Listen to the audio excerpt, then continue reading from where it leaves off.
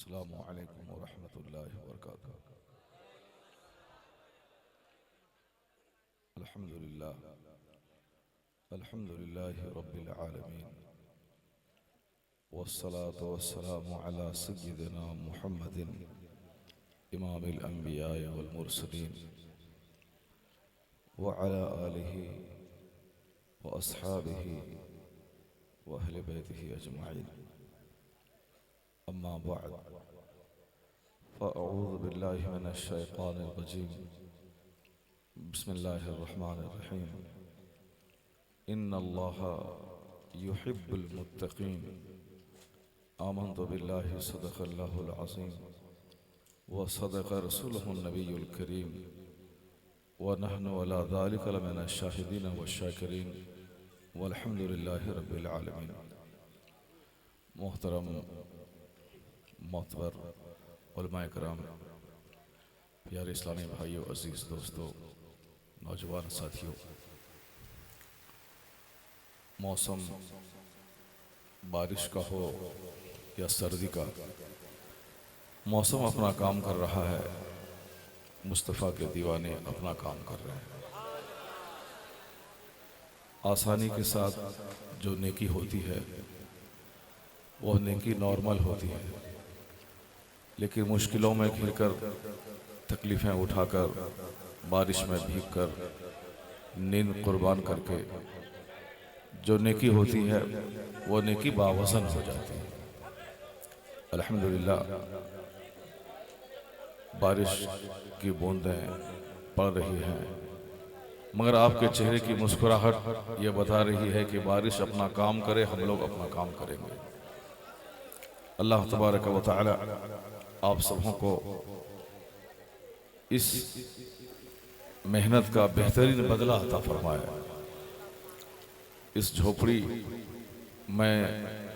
جھوپڑی والے علاقے میں یہ مسکراتا ہوا چہرہ یہ بتا رہا ہے کہ دنیا کا کوئی ایسا مقام نہیں ہے جہاں مصطفیٰ کے غلام نہیں رہتے ہوں۔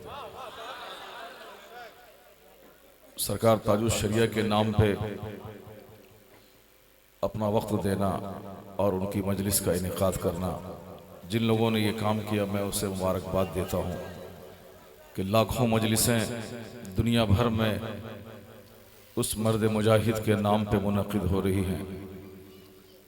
جب تک وہ اس زمین پر ظاہری زندگی سے تھے، سب کی تمنا ہوتی تھی کہ کاش ایک جھلک تاج الشریعہ کی دیکھ لیں، ان سے مصافحہ کر لیں، ان کے پروگرام کو اپنے گاؤں کے لیے لے لیں، ان سے تیل پانی پہ دم کروا لیں، ان کی ایک تعویذ لے لیں، ان کی گفتگو سن لیں۔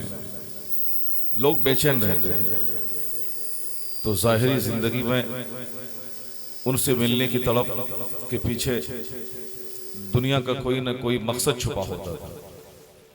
یا تو ہم حضرت سے تعویذ لے لیں، ہم کو فائدہ ہوگا، یا تیل پانی پہ دم کروا لیں، میرے بیمار کو شفا مل جائے گی، یا میں اپنے علاقے کے لیے پروگرام لے لوں، 50-100 سال تک یہ سنت محفوظ ہو جائے گی، یا حضرت کا دیدار کر لوں، میرا کلیجہ ٹھنڈا ہو جائے۔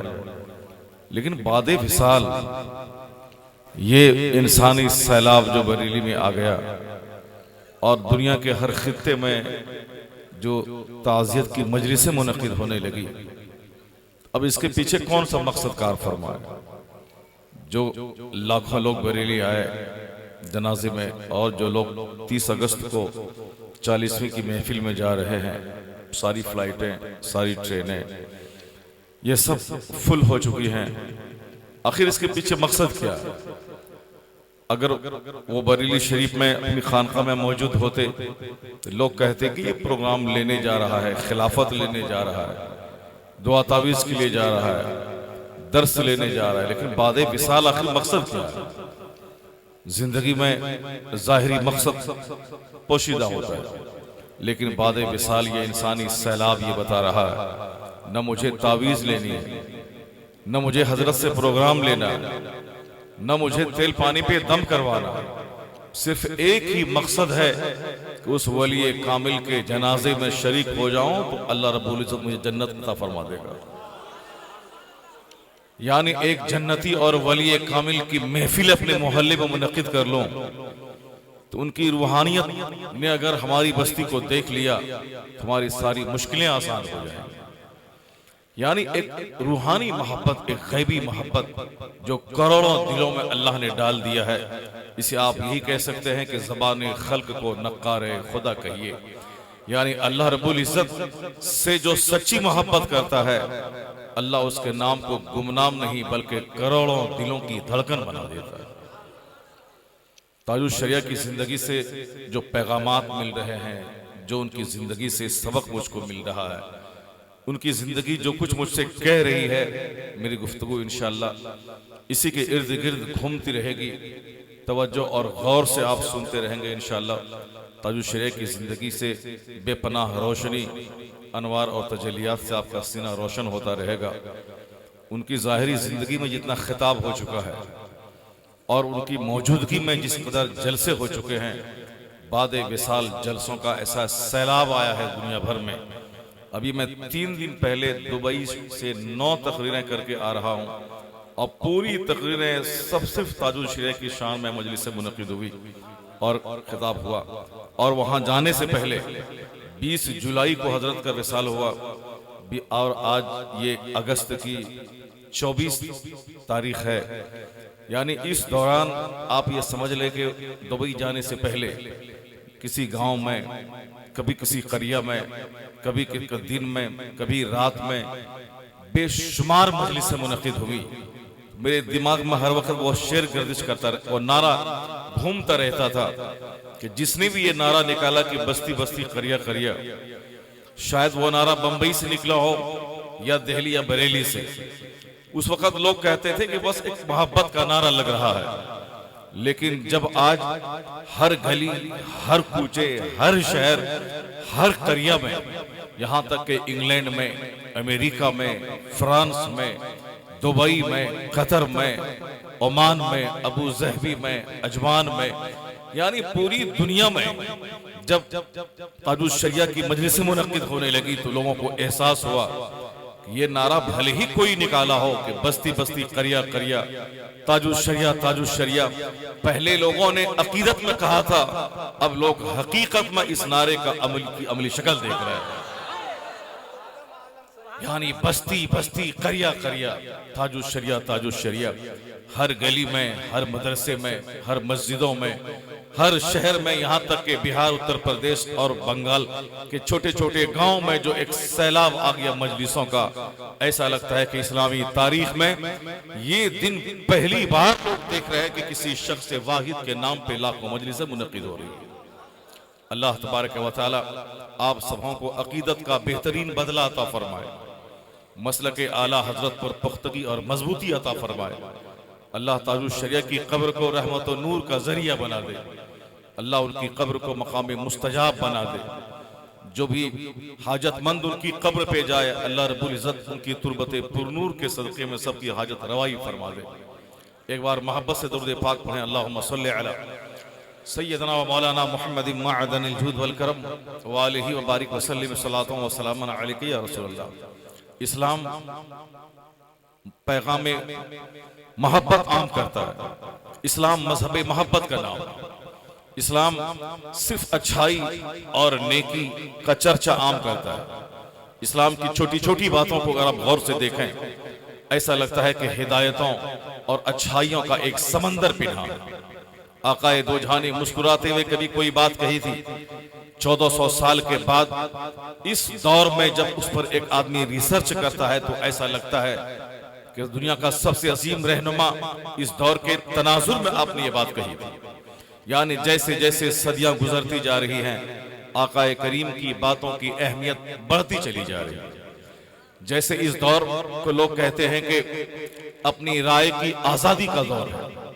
اس دور کو لوگ کہتے ہیں کہ اخلاق اور ڈسپلین کے عروج کا زمانہ ہے.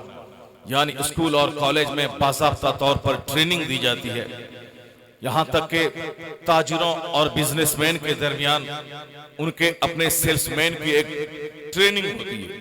اس ٹریننگ میں بتایا جاتا ہے اگر آپ کو ایک اچھا بزنس مین بننا ہے تو آپ اپنے چہرے پہ غصہ نہیں بلکہ مسکراہٹ کو آپ ہمیشہ جاری رکھیں۔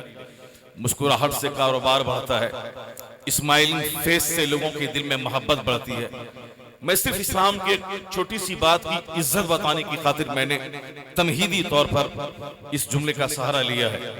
اس دور میں آپ آکسفورڈ میں پڑھیں، وہاں بزنس اور ایڈمنسٹریشن اور دوسری ڈپارٹمنٹ، وہاں کے ٹیچر بتاتے ہیں اپنے طالب علم کو گھر میں ایک کامیاب شوہر بننا ہے، اپنی بیوی سے مسکرا کے بات کیجئے۔ اپنے بچوں کو کامیاب بنانا ہے، وفادار بنانا ہے تو ان کے ساتھ مسکرا کے باتیں کیجئے۔ اگر آپ ہمیشہ غصے میں رہیں گے تو بچہ آپ کا چڑچڑا اور غسیلا ہو جائے گا۔ اگر آپ ہمیشہ غصے میں رہیں گے تو آپ کی بیوی وہ آپ کے چہرے کو دیکھنے کے بعد نفرت کرے گی۔ اگر آپ دکان میں بیٹھ کر ہمیشہ چہرے پہ غصہ رکھیں گے تو گراہک آپ کے چہرے کو دیکھنے کے بعد وہ دور بھاگ جائے گا۔ اگر آپ فیکٹری کے اونر یا مینیجر ہیں، اگر آپ غصے میں بیٹھیں گے تو آپ کے ورکر آپ میں دلچسپی نہیں لیں گے، آپ تنہا رہیں گے۔ یعنی اگر آپ چاہتے ہیں کہ بچہ آپ کا رہے، بچوں سے مسکرا کے بات کیجئے۔ اگر آپ چاہتے ہیں کہ بیوی آپ کی رہے، ان سے بھی مسکرا کے بات کیجئے۔ اگر آپ چاہتے ہیں کہ پڑوسی آپ کا ہمدرد اور خیر خواہ رہے، اس سے بھی آپ مسکرا کے بات کیجئے۔ اگر آپ چاہتے ہیں کہ طالب علم میرے مدرسے سے جانے کے بعد برسوں تک مجھ کو یاد رکھیں، ان سے بھی آپ مسکراتے رہیے۔ اگر آپ چاہتے ہیں کہ آپ کی دکان میں کبھی مزدور کم نہ رہے تو آپ ان سے بھی مسکرا کے بات کیجئے۔ اگر آپ چاہتے ہیں کہ آپ کی فیکٹری میں ورکر کبھی گھٹے نہیں، ان سے بھی مسکرا کے آپ بات کیجئے۔ یہ ایک ایڈمنسٹریشن سیکٹر کی بات ہے، یہ ایک بزنس سیکٹر کی بات ہے، یہ ایک ویاپار کے چھیتر کی بات ہے، یہ ایک تعمیر سیرت کی بات ہے، یعنی اپنے کیریکٹر کو بلند کرنے، ایک اچھا انسان بننے کی بات ہے۔ یہی بات عام محفلوں میں آپ سن رہے ہیں توحید نیٹ ورک کی اسلامک آواز، Tauheed network international Islamic YouTube channel. Islam صرف نماز کا حکم دیتا ہے، اسلام صرف حج و زکوٰۃ کا پیغام دیتا ہے۔ اسلام لانے کا مطلب ہے کہ نماز روزے حج و زکوٰۃ ایسی عبادتوں کو صرف گلے سے لگایا جائے۔ یہ اور بات ہے کہ نماز اچھائیوں کا مجموعہ ہے، بے شمار نصیحتیں، لیکن ان بنیادی پیلرز کے علاوہ وہ اخلاقی بات جس پہ آج یورپ سے لے کے امریکہ سے لے کے ہندوستان تک کے دانشور جس مسکراہٹ پر اسمائل پہ زور دیتے ہیں۔ ہوائی جہاز کا سفر آپ نے کیا ہوگا، اس میں بھی دیکھا ہوگا آپ نے کہ ایئر ہوسٹس آپ کے سامنے پانی لاتی ہیں، وہ پانی دیتے ہوئے وہ مسکراتی ہیں۔ آپ جیسے ہی ہوائی جہاز میں ان کرتے ہیں، وہ ایئر ہوسٹس وہاں کھڑی رہتی ہیں، آپ کا وہ ویلکم کرتی ہیں کہ آپ کے پاس بہت سارے آپشن تھے کہ آپ دوسری کمپنی میں آپ سفر کرتے، ایئر انڈیا سے جاتے، انڈیگو ہی میں آپ کیوں آئے؟ یہ آپ کا شکریہ کہ آپ ہماری کمپنی کے جہاز کو آپ نے لائک کیا۔ یعنی مسکرا کے بات کرنا، آنے والے مسافر، آنے والے مہمان کا مسکرا کے ان کے غم کو دور کرنا، یعنی اس کو باضابطہ ٹریننگ دی جاتی ہے کہ مسکرانا کیسے ہے، لوگوں سے بات کیسے کرنی ہے۔ اسی کو اسماعیل نام دیا جاتا ہے کہ اسماعیل فیس رکھا جائے۔ اس دور جدید میں، اس دور مادیت میں جس مسکراہٹ پہ اتنا زیادہ کتاب ہو رہا ہے، اتنی زیادہ کتابیں لکھی جا رہی ہیں، 1400 سال پہلے عرب کا ریگستان ہے، اس ریگستان میں ایک اسلام کا پیغام عام ہو رہا ہے، ایک مسیحی آدمیت ہے جو اسی ریگستان پہ بیٹھ کے دنیا والوں کو ضابطۂ حیات دے رہا ہے، سسٹم آف لائف دے رہا ہے، نماز روزے حج و زکوٰۃ کی بات کر رہا ہے۔ اسی دوران مصطفیٰ کی زبان سے ایک پیغام نکلا ہے، وہ پیغام یہ ہے کہ فَلَا تَحْقِرَنَّ مِنَ الْمَعْرُوفِ شَيْئًا وَلَوْ أَن تَلْقَىٰ أَخَاكَ بِوَجْهٍ طَلَقٍ۔ مصطفیٰ کہتے ہیں کہ کسی بھی نیکی کو حقیر مت سمجھنا، یہاں تک کہ تم اپنے بھائی سے جو مسکرا کے ملتا ہے یہ تمہاری طرف سے صدقہ ہے، یعنی مسکرانا عبادت کا ایک حصہ ہے، مسکرانا تمہاری طرف سے صدقہ ہے۔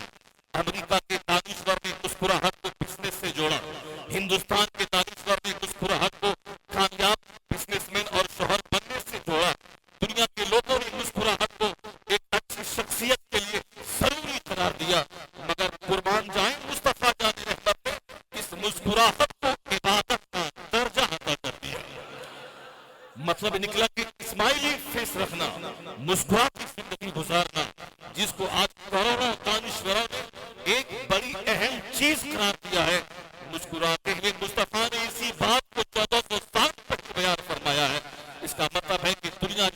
ترقی کے جس شاہراہ پہ قدم رکھے وہاں جانے کے بعد جن اخلاقی تقاضوں کی حاجت ہوگی وہ ساری حاجتیں مصطفیٰ کے دربار سے پوری ہوتی چلی جائے گی، تاکہ لوگ دوسروں کے دروازے پہ بھیک نہ مانگے، تاکہ لوگ دوسروں کے دروازے پہ دریوزہ گری نہ کرے۔ ماں کی گود سے لے کے قبر کی گود تک جتنے بھی پوائنٹس اور جتنے بھی بندوؤں کی حاجت ہو وہ ساری ضرورتیں مصطفیٰ کے دربار سے پوری ہوتی رہے۔ شرط ہے کہ آدمی سرکار کی سیرت سیکھے، سرکار کے فرمان کو پڑھے، سرکار کی تعلیمات کو گلے سے لگائے۔ جو ہمیشہ گاندھی کو پڑھتا ہے وہ کیا جانے کہ مصطفیٰ کیا چیز ہے، جو ہمیشہ فلم ایکٹر کی زندگی کو پڑھتا ہے وہ کیا جانے کہ آقا دو جہاں کی فرمان اور ان کے ارشادات میں کون سی حکمت پوشیدہ ہے۔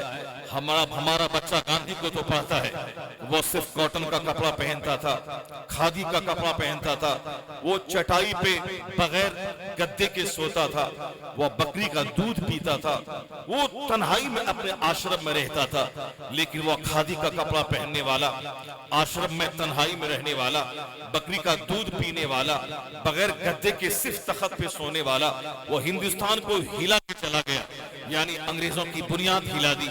جو انگریز کئی سو سال ہندوستان میں رہنے کا پلان بنا کے آیا تھا، اس بھارت چھوڑو تحریک، نان وائلنس موومنٹ، عدم تشدد کی تحریک، یعنی ریل کی پٹری اکھاڑی نہ جائے گی، بینک لوٹا نہیں جائے گا، پوسٹ آفس کو جلایا نہیں جائے گا۔ گاندھی جی نے کیا کہا؟ پوسٹ آفس جلائیں گے تو وہ ہندوستان کی جائیداد ختم ہوگی، ریل کی پٹری اکھاڑیں گے تو ہندوستان کی جائیداد تباہ ہوگی۔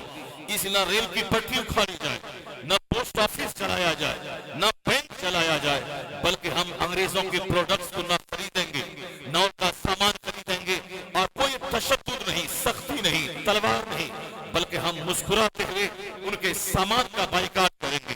نہ ان کا مال بکے گا، نہ ان کا مال ہندوستانی استعمال کرے گا، ان کی تجارت گھاٹے میں جائے گی، دھیرے دھیرے ان کی بنیاد ہلے گی، وہ ہندوستان چھوڑ جائے گا۔ بکری کا دودھ پینے والا انگریزوں کی بنیاد ہلا دیا، وہ کھادی کا کپڑا پہننے والا انگریزوں کی بنیاد کو ہلا کے رکھ دیا۔ میرا بچہ ان کو پڑھتا ہے، لیکن اب آپ غور سے دیکھیں گے کہ گاندھی نے کس کو پڑھا تھا؟ گاندھی نے وہ تخت پہ سونے کا مزاج کہاں سے لیا تھا؟ وہ کھادی کا کپڑا پہننے کا دماغ کہاں سے لیا تھا؟ آیا ہے کتابوں میں لوگ کہتے ہیں گاندھی نے مصطفیٰ جان رحمت کی سیرت کا گہرائی سے مطالعہ کیا تھا، آقا دو جہاں کی سادگی کا مطالعہ کیا تھا، سرکار کی سمپلیسٹی کا مطالعہ کیا تھا۔ انہوں نے کبھی کہا تھا کہ اب تک میں یہ سمجھتا تھا کہ اسلام تلوار کے بل پہ پھیلا ہے، اسلام تلوار کے بل پہ پھیلا ہے۔ گاندھی کہتے ہیں جب سے میں نے قرآن کا ہندی انواد پڑھا اور جب سے میں نے اسلام کے پیغمبر کی پوتر جیونی کا ادھین ہم نے کیا، گاندھی کہتے ہیں اب میں کہہ سکتا ہوں کہ اسلام تلوار کے بل پر ہی پھیلا ہے۔ یہ مصطفیٰ کے اخلاق ان کی سادگی کی بنیاد پہ پوری دنیا میں پھیل گیا ہے۔ میں نے یہ باتیں کہہ کے اپنے نوجوانوں سے میں یہ کہنا چاہتا ہوں کہ تمہیں ایک کامیاب بزنس مین بننا ہے تو مصطفیٰ کو پڑھو، تمہیں ایک کامیاب شوہر بننا ہے تو آقا دو جہاں کی زندگی کا مطالعہ کرو، تمہیں ایک شاندار پڑوسی بننا ہے تو سرکار دو جہاں کی لائف مقدس زندگی کا مطالعہ کرو، تمہیں ایک اچھا انسان بننا ہے۔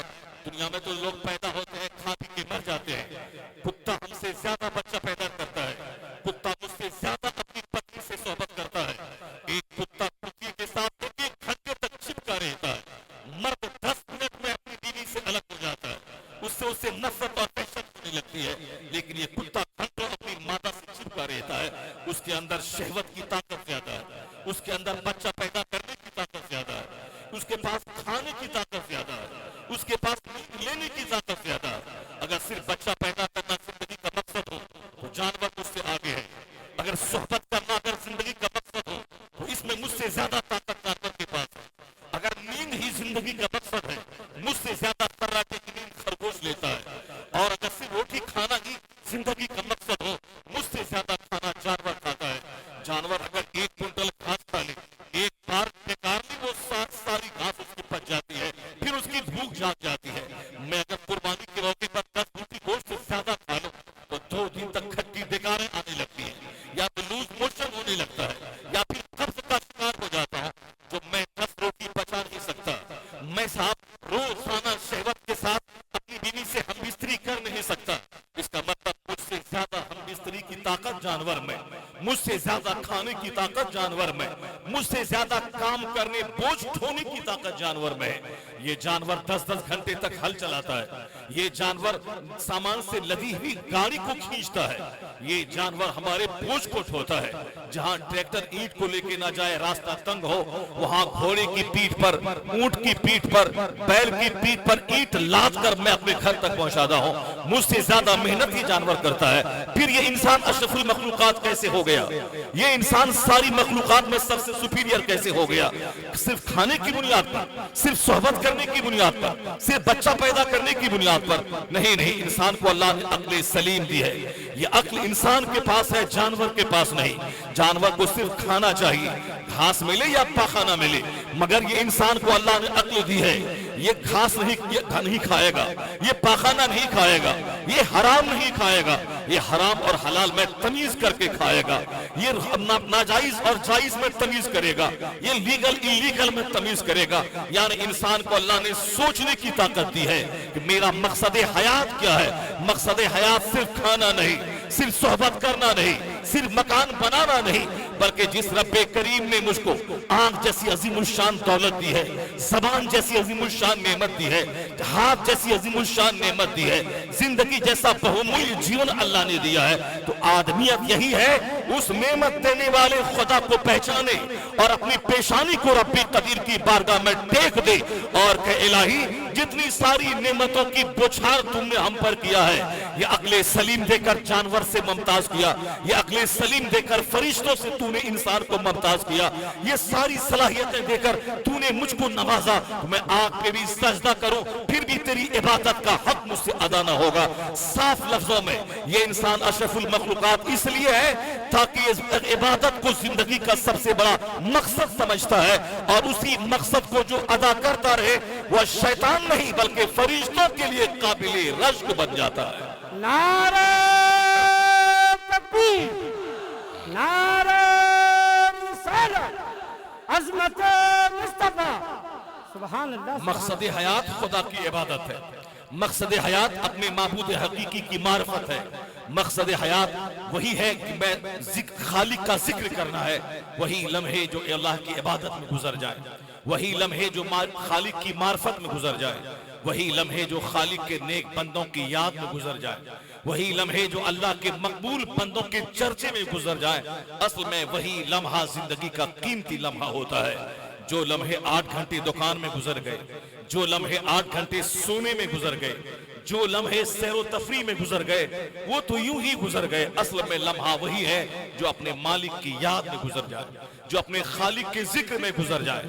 اس لیے میرے لیے جب عید کا دن آتا ہے تو عید کے دن مسلم سوسائٹی میں نہ شراب نوشی بڑھتی ہے، نہ دھینگا مستی بڑھتی ہے، نہ ہمارے ہاں ڈانس بڑھتا ہے۔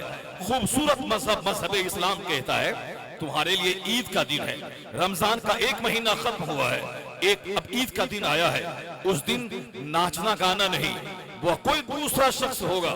جب تہوار کا دن آتا ہے، فیسٹیول کا دن آتا ہے، وہ ناچتا ہے، گاتا ہے، دوسروں کے گھر میں کیچڑ پھینکتا ہے، دوسروں کے بدن پہ رنگ ابیر پھینکتا ہے، دعوے جانے والوں کو تکلیف پہنچاتا ہے، دوسروں سے چندہ لے کر شراب پیتا ہے، دوسروں سے چندہ لے کر وہ ناچتا گاتا ہے، دوسروں کو کشٹ پہنچانے میں ان کو مزہ آتا ہے، دوسروں کو قتل کرنے میں اس کو مزہ آتا ہے۔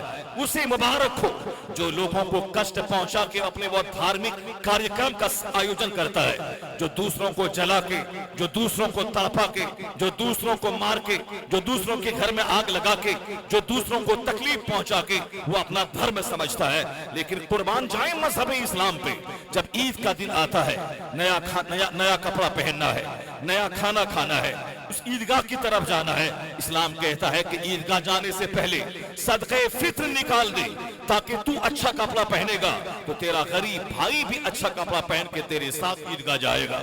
یعنی کیا مطلب؟ آج عید کا دن ہے، میری خیرات بڑھ گئی، میرا صدقہ بڑھ گیا، ایک راستے سے مسجد اور عیدگاہ جانا، دوسرے راستے سے آنا، اللہ اکبر کی صداؤں سے گلی کوچہ گونج جائے، تاکہ ہر گلیوں سے آواز آئے، کوئی تفنیدار بڑا نہیں، کوئی زمیندار بڑا نہیں، کوئی بزنس مین بڑا نہیں. اللہ اکبر اللہ اکبر لا الہ الا اللہ فاللہ اکبر اللہ اکبر وللہ الحمد. یعنی اللہ از دا گریٹسٹ, جو ساری کائنات کا خالق, جو سب کا مالک, جو سب کا روزی دینے والا ہے, وہی سب سے بڑا ہے. اللہ کی بڑائی کا چرچا گلی کوچے میں ہو, اللہ کی بڑائی کا چرچا نماز کے بعد ہو, اللہ کی بڑائی کا چرچا خطبہ میں ہو. یعنی عید کا دن ہے, میرا گلے گلے ملنا بڑھ گیا. عید کا دن ہے, صدقات و خیرات ہماری بڑھ گئی. عید کا دن ہے, اس دن ہماری عبادت بڑھ گئی. روزانہ 5 نمازیں فرض ہیں. عید کے اور بقرعید کے دن میں 1 نماز الگ سے واجب ہو گئی. یعنی یہ ہمارے تہوار کا دن ہے جس میں عبادت بڑھ گئی, خیرات بڑھ گئی, جس میں ایثار اور قربانی کا جذبہ بڑھ گیا. یہ بقرعید کا دن ہے جس دن نیا کپڑا, صاف ستھرا کپڑا پہنا جائے گا, عیدگاہ جایا جائے گا, امام کا طویل لمبا خطبہ سنا جائے گا. جمعہ کے دن مختصر خطاب ہے, چونکہ جمعہ ہفتے میں 1 دن آتا ہے, عید اور بقرعید سال میں صرف 1 دن آتا ہے. اس لیے عید کا خطبہ ہے امام پر کہ لمبا خطاب کرے تاکہ ایک دن بقرعید کے دن تقریر سنے. اس تقریر کی روحانیت سال بھر آدمی کے ساتھ رہے, وہ تقریر سال بھر روشنی کا کام کرتی رہے. اس لیے عید اور بقرعید کا خطبہ نماز پڑھنے کے بعد ہے تاکہ خطاب تھوڑا لمبا ہو, اور جمعہ کا خطبہ چھوٹا, اس لیے نماز سے پہلے وہ خطبہ ہے, چونکہ وہ خطاب ہر ہفتے میں 1 دن کرنا ہے اور سننا ہے. اور عید اور بقرعید کا خطاب سال میں 1 دن ہوتا ہے, اس لیے نماز مکمل کرنے کے بعد لمبا خطاب ہو تاکہ زندگی کی ہر شاہراہ, ہر موڑ پہ یہ اسلامی ہدایتیں ان کے ساتھ رہے. تو میرا تہوار کا دن آیا, عبادت بڑھ گئی, اللہ کے نام پہ جانور ذبح کرنا ہے. 1 لاکھ کا بکرا ہم نے خریدا. شریعت کہتی ہے اس گوشت کے 3 حصے کر دے. 1 حصہ ان غریبوں کو دے دے جو غریب کبھی 4000 روپے کا بکرا ذبح نہ کیا ہو. 1 حصہ اپنے دوست احباب کو دے دے تاکہ حسد اور جلن اور بغض کی ساری کیفیتیں سینے سے ختم ہو جائے. جب تحفے کا لین دین ہوتا ہے, محبت بڑھ جاتی ہے. تو جو دوسروں کا تہوار ہوگا, تہوار آتا ہے تو شرارت بڑھ جاتی ہے, تہوار آتا ہے تو اس کی شراب نوشی بڑھ جاتی ہے. ہم قربان جائیں مذہب اسلام کی عظمت پہ. ہمیں تہوار کا دن بھی ملا تو ہمارا سجدہ بڑھ گیا, ہماری قربانی بڑھ گئی, ہماری شرافت بڑھ گئی, ہمارا ایثار بڑھ گیا, ہماری محبت بڑھ گئی. اس لیے روئے زمین پر آنکھ اٹھا کے دیکھیں, ایک ایسا مذہب جو مذہب محبت ہو, ایک ایسا مذہب جو مذہب ایثار ہو, ایک ایسا مذہب جو مذہب امن ہو. سوائے مذہب اسلام کی کوئی دوسرا مذہب روئے زمین پر نہیں ملے گا. اللہ رب العزت کا کروڑوں مہا سنکھوں احسان ہے, اللہ نے مجھے اسلام جیسا عظیم الشان مذہب عطا فرمایا. جب میں قربانی کرتا ہوں تو تاریخ یاد آتی ہے اللہ کے اس مقبول بندے کی, جنہوں نے ایثار و وفا کی ساری کہانیاں مجھ کو سنا کے چلا گیا, جنہوں نے کامیاب زندگی گزارنے کا ایک نسخہ دے کے دنیا سے چلا گیا. ایسا بھی کہیں ہوتا ہے کیا ایک باپ اپنی اولاد کی چھاتی پر چڑھ کر اس کی گردن پہ چھری چلا دے؟ ایسا کہیں ہوتا ہے کیا اپنی بیوی اور اپنے بچے کو بے آب و گیاں وادی میں چھوڑ کر وہ صرف فلسطین کی طرف رخ کر لے؟ نہیں, لیکن جب رب کا نام آ جائے, لیکن جب اللہ کا نام آ جائے, جب اللہ کے لیے زندگی کے ڈیڈیکیشن اور سمرپن کا نام آ جائے تو بس وہاں سے ایک آواز آتی ہے. نہ کوئی گھاس ہے, نہ کوئی پانی ہے, نہ کوئی سایہ دار درخت ہے, نہ کوئی مکان ہے. اخیر عمر میں جو اللہ نے ایک بچہ دیا ہے, اپنے رب کے نام پہ اس بچے اور بیوی کو چھوڑ دے. اب ایثار و وفا کی تاریخ میں ایک ایسا عجوبہ کارنامہ انجام دیا جاتا ہے کہ اب وہاں پہ بے آب و گیا وادی میں نہ پانی ہے نہ توشہ ہے, وہاں چھوڑ کے اب روانہ ہو رہے ہیں. پوچھنے والی بیوی پوچھتی ہے کہ آخر مجھ کو یہاں چھوڑ کے کیوں جا رہے ہیں؟ 3 بار سوال ہوا, کوئی جواب نہیں ملا. لیکن جب 4تھی بار کہتی کیا اللہ کا یہی حکم ہے کیا؟ اللہ کے دوست کہتے ہاں اللہ کا ہی حکم ہے. اب وہ ایک خاتون کیا کہتی ہے, مجھ جیسا کروڑوں مسلمان کا ایمان ایک پلے میں رکھا جائے اور دوسرے پلے میں اس ہاجرہ کے ایمان اور توکل کو رکھا جائے, ان کے اعتماد کا وزن سب پہ بھاری ہو جائے گا. وہ کیا کہتی ہے, جب اللہ کا حکم یہی ہے تو اب مجھے یقین ہے کہ میرا خدا مجھ کو ضائع نہیں کرے گا, میرا خدا مجھ کو ضائع نہیں کرے گا. کیا مطلب؟ اس خاتون کے صبر نے, اس خاتون کے استقامت نے, جہاں کوئی آدمی نہیں, تنہائی میں اپنے کمرے میں رہتا ہوں تو وحشت ہوتی ہے, لیکن جہاں دور دور تک کوئی گاؤں نہ ہو, انسان کی آبادی نہ ہو, وہ توشہ ہے جو 1-2-3 دن میں ختم ہو جائے گا, وہ پانی ہے جو 2 دن کے بعد ختم ہو جائے گا, پھر اس کے بعد پانی آئے گا کہاں سے, پھر اس کے بعد खाना आएगा कहां से। जनाब हाजरा के तक के सब्र ने हमें आवाज दिया कि जो अल्लाह की जात पे एतमाद करता है, वमन यतफक्कल अलल्लाह, जो अल्लाह पर भरोसा करता है, अल्लाह उसकी जरूरतों के लिए काफी हो जाता है। अल्लाह वहां से देता है जहां से बंदा सोच नहीं सकता है। जनाब इब्राहिम ने सीने पे सब्र का पत्थर रखा, अपने चांद जैसे टुकड़े को जंगल में छोड़ के रवाना हुए। अल्लाह का हुक्म है, जो अल्लाह के हुक्म पर अपने बच्चे को त्याग दे, अपनी बीवी को वगैरह वादी ज़ीज़रा में छोड़ दे अल्लाह के हुक्म पे, तो अल्लाह ने ऐसा इंतजाम किया, उस सब्र का इनाम ऐसा दिया कि आज की तारीख में दुनिया का सबसे कीमती शहर वह वादी अरफात बन गया, वह वादी मिना बन गई, वो मुज़दलिफ़ा बन गया। दुनिया का सबसे कीमती शहर कोई जाके झांक के देखे वादी अरफात में, वादी मिना में, तो अल्लाह का एक बंदा सब्र करता है, उसका इनाम क़यामत तक के लिए हमें अरफात की झलक की सूरत में मिलता है। अल्लाह का बंदा सब्र करने वाला एक दिन सब्र करता है, उसके बदले में ज़मज़म जैसा कुआं जो दुनिया के सारे समंदर में गहरा समंदर है, अल्लाह वो समंदर मुझको अता कर देता है। वह मक्का जहां कोई जंगल नहीं, कोई सायादार दरख्त नहीं, सिर्फ चटियल मैदान रेत और पत्थर है, वह दुनिया का सबसे हसीन तरीन शहर बन जाता है। क्या मतलब? अल्लाह का बंदा सब्र करता है, उसका इनाम करोड़ों को क़यामत तक मिलता रहता है।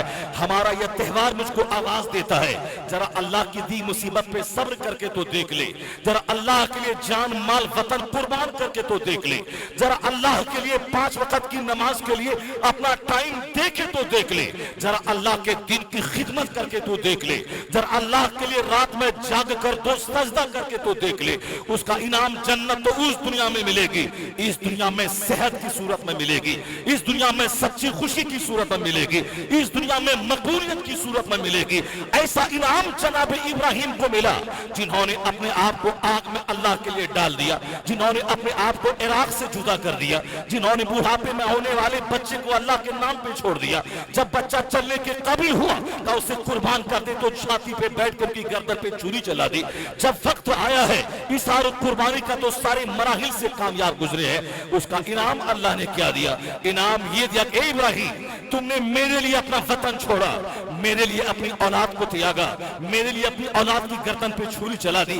अब तेरा इनाम ये होगा कि आज 5000 साल गुजर गए इब्राहिम अलैहिस्सलाम के ज़ाहिरी दुनिया से गए हुए, 5000 साल के बाद भी आज कई करोड़ मुसलमान जब नमाज पढ़ता है, उस नमाज में जब वो अत्तहियात के बाद दरूद पढ़ता है तो कहता है अल्लाहुम्मा सल्ली अला मुहम्मद व अला आले मुहम्मद कमा सल्लैत अला इब्राहिम व अला आले इब्राहिम। इब्राहिम ने वफा की तारीख लिख दी, तो अब क़यामत तक रोजाना करोड़ों मुसलमान की जबान होगी और जनाब इब्राहिम पे दरूद और सलाम भेजा जाएगा। ये इनाम है कि जो रब की खातिर सब कुछ फना कर दे, रब उसका नाम मिटने नहीं देता, बल्कि क़यामत तक के लिए उसका नाम अमर बना देता। नारे तकबीर, नारे रिसालत, मजहब इस्लाम। Subhan Allah, subhan A man who dedicates his life for the sake of Allah, Allah gives him name, Allah gives him fame, Allah gives him popularity।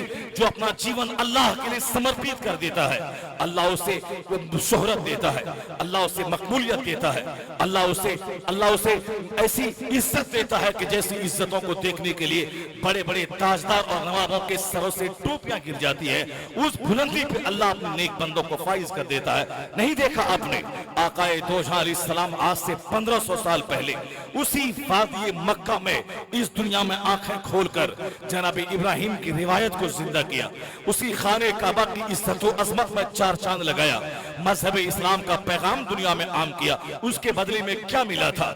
उसके बदले में किसी ने आपको गाली दी, किसी ने आपके पीठ पर ऊंट की ओझड़ी रख दी, यहां तक कि आप सजदे से सर नहीं उठा पा रहे हैं। 3 साल तक अबू तालिब की घाटी में आकाए दो जहां जहां उनके सारे खानदान बनु हाशिम का सोशल बाइकाट कर दिया गया।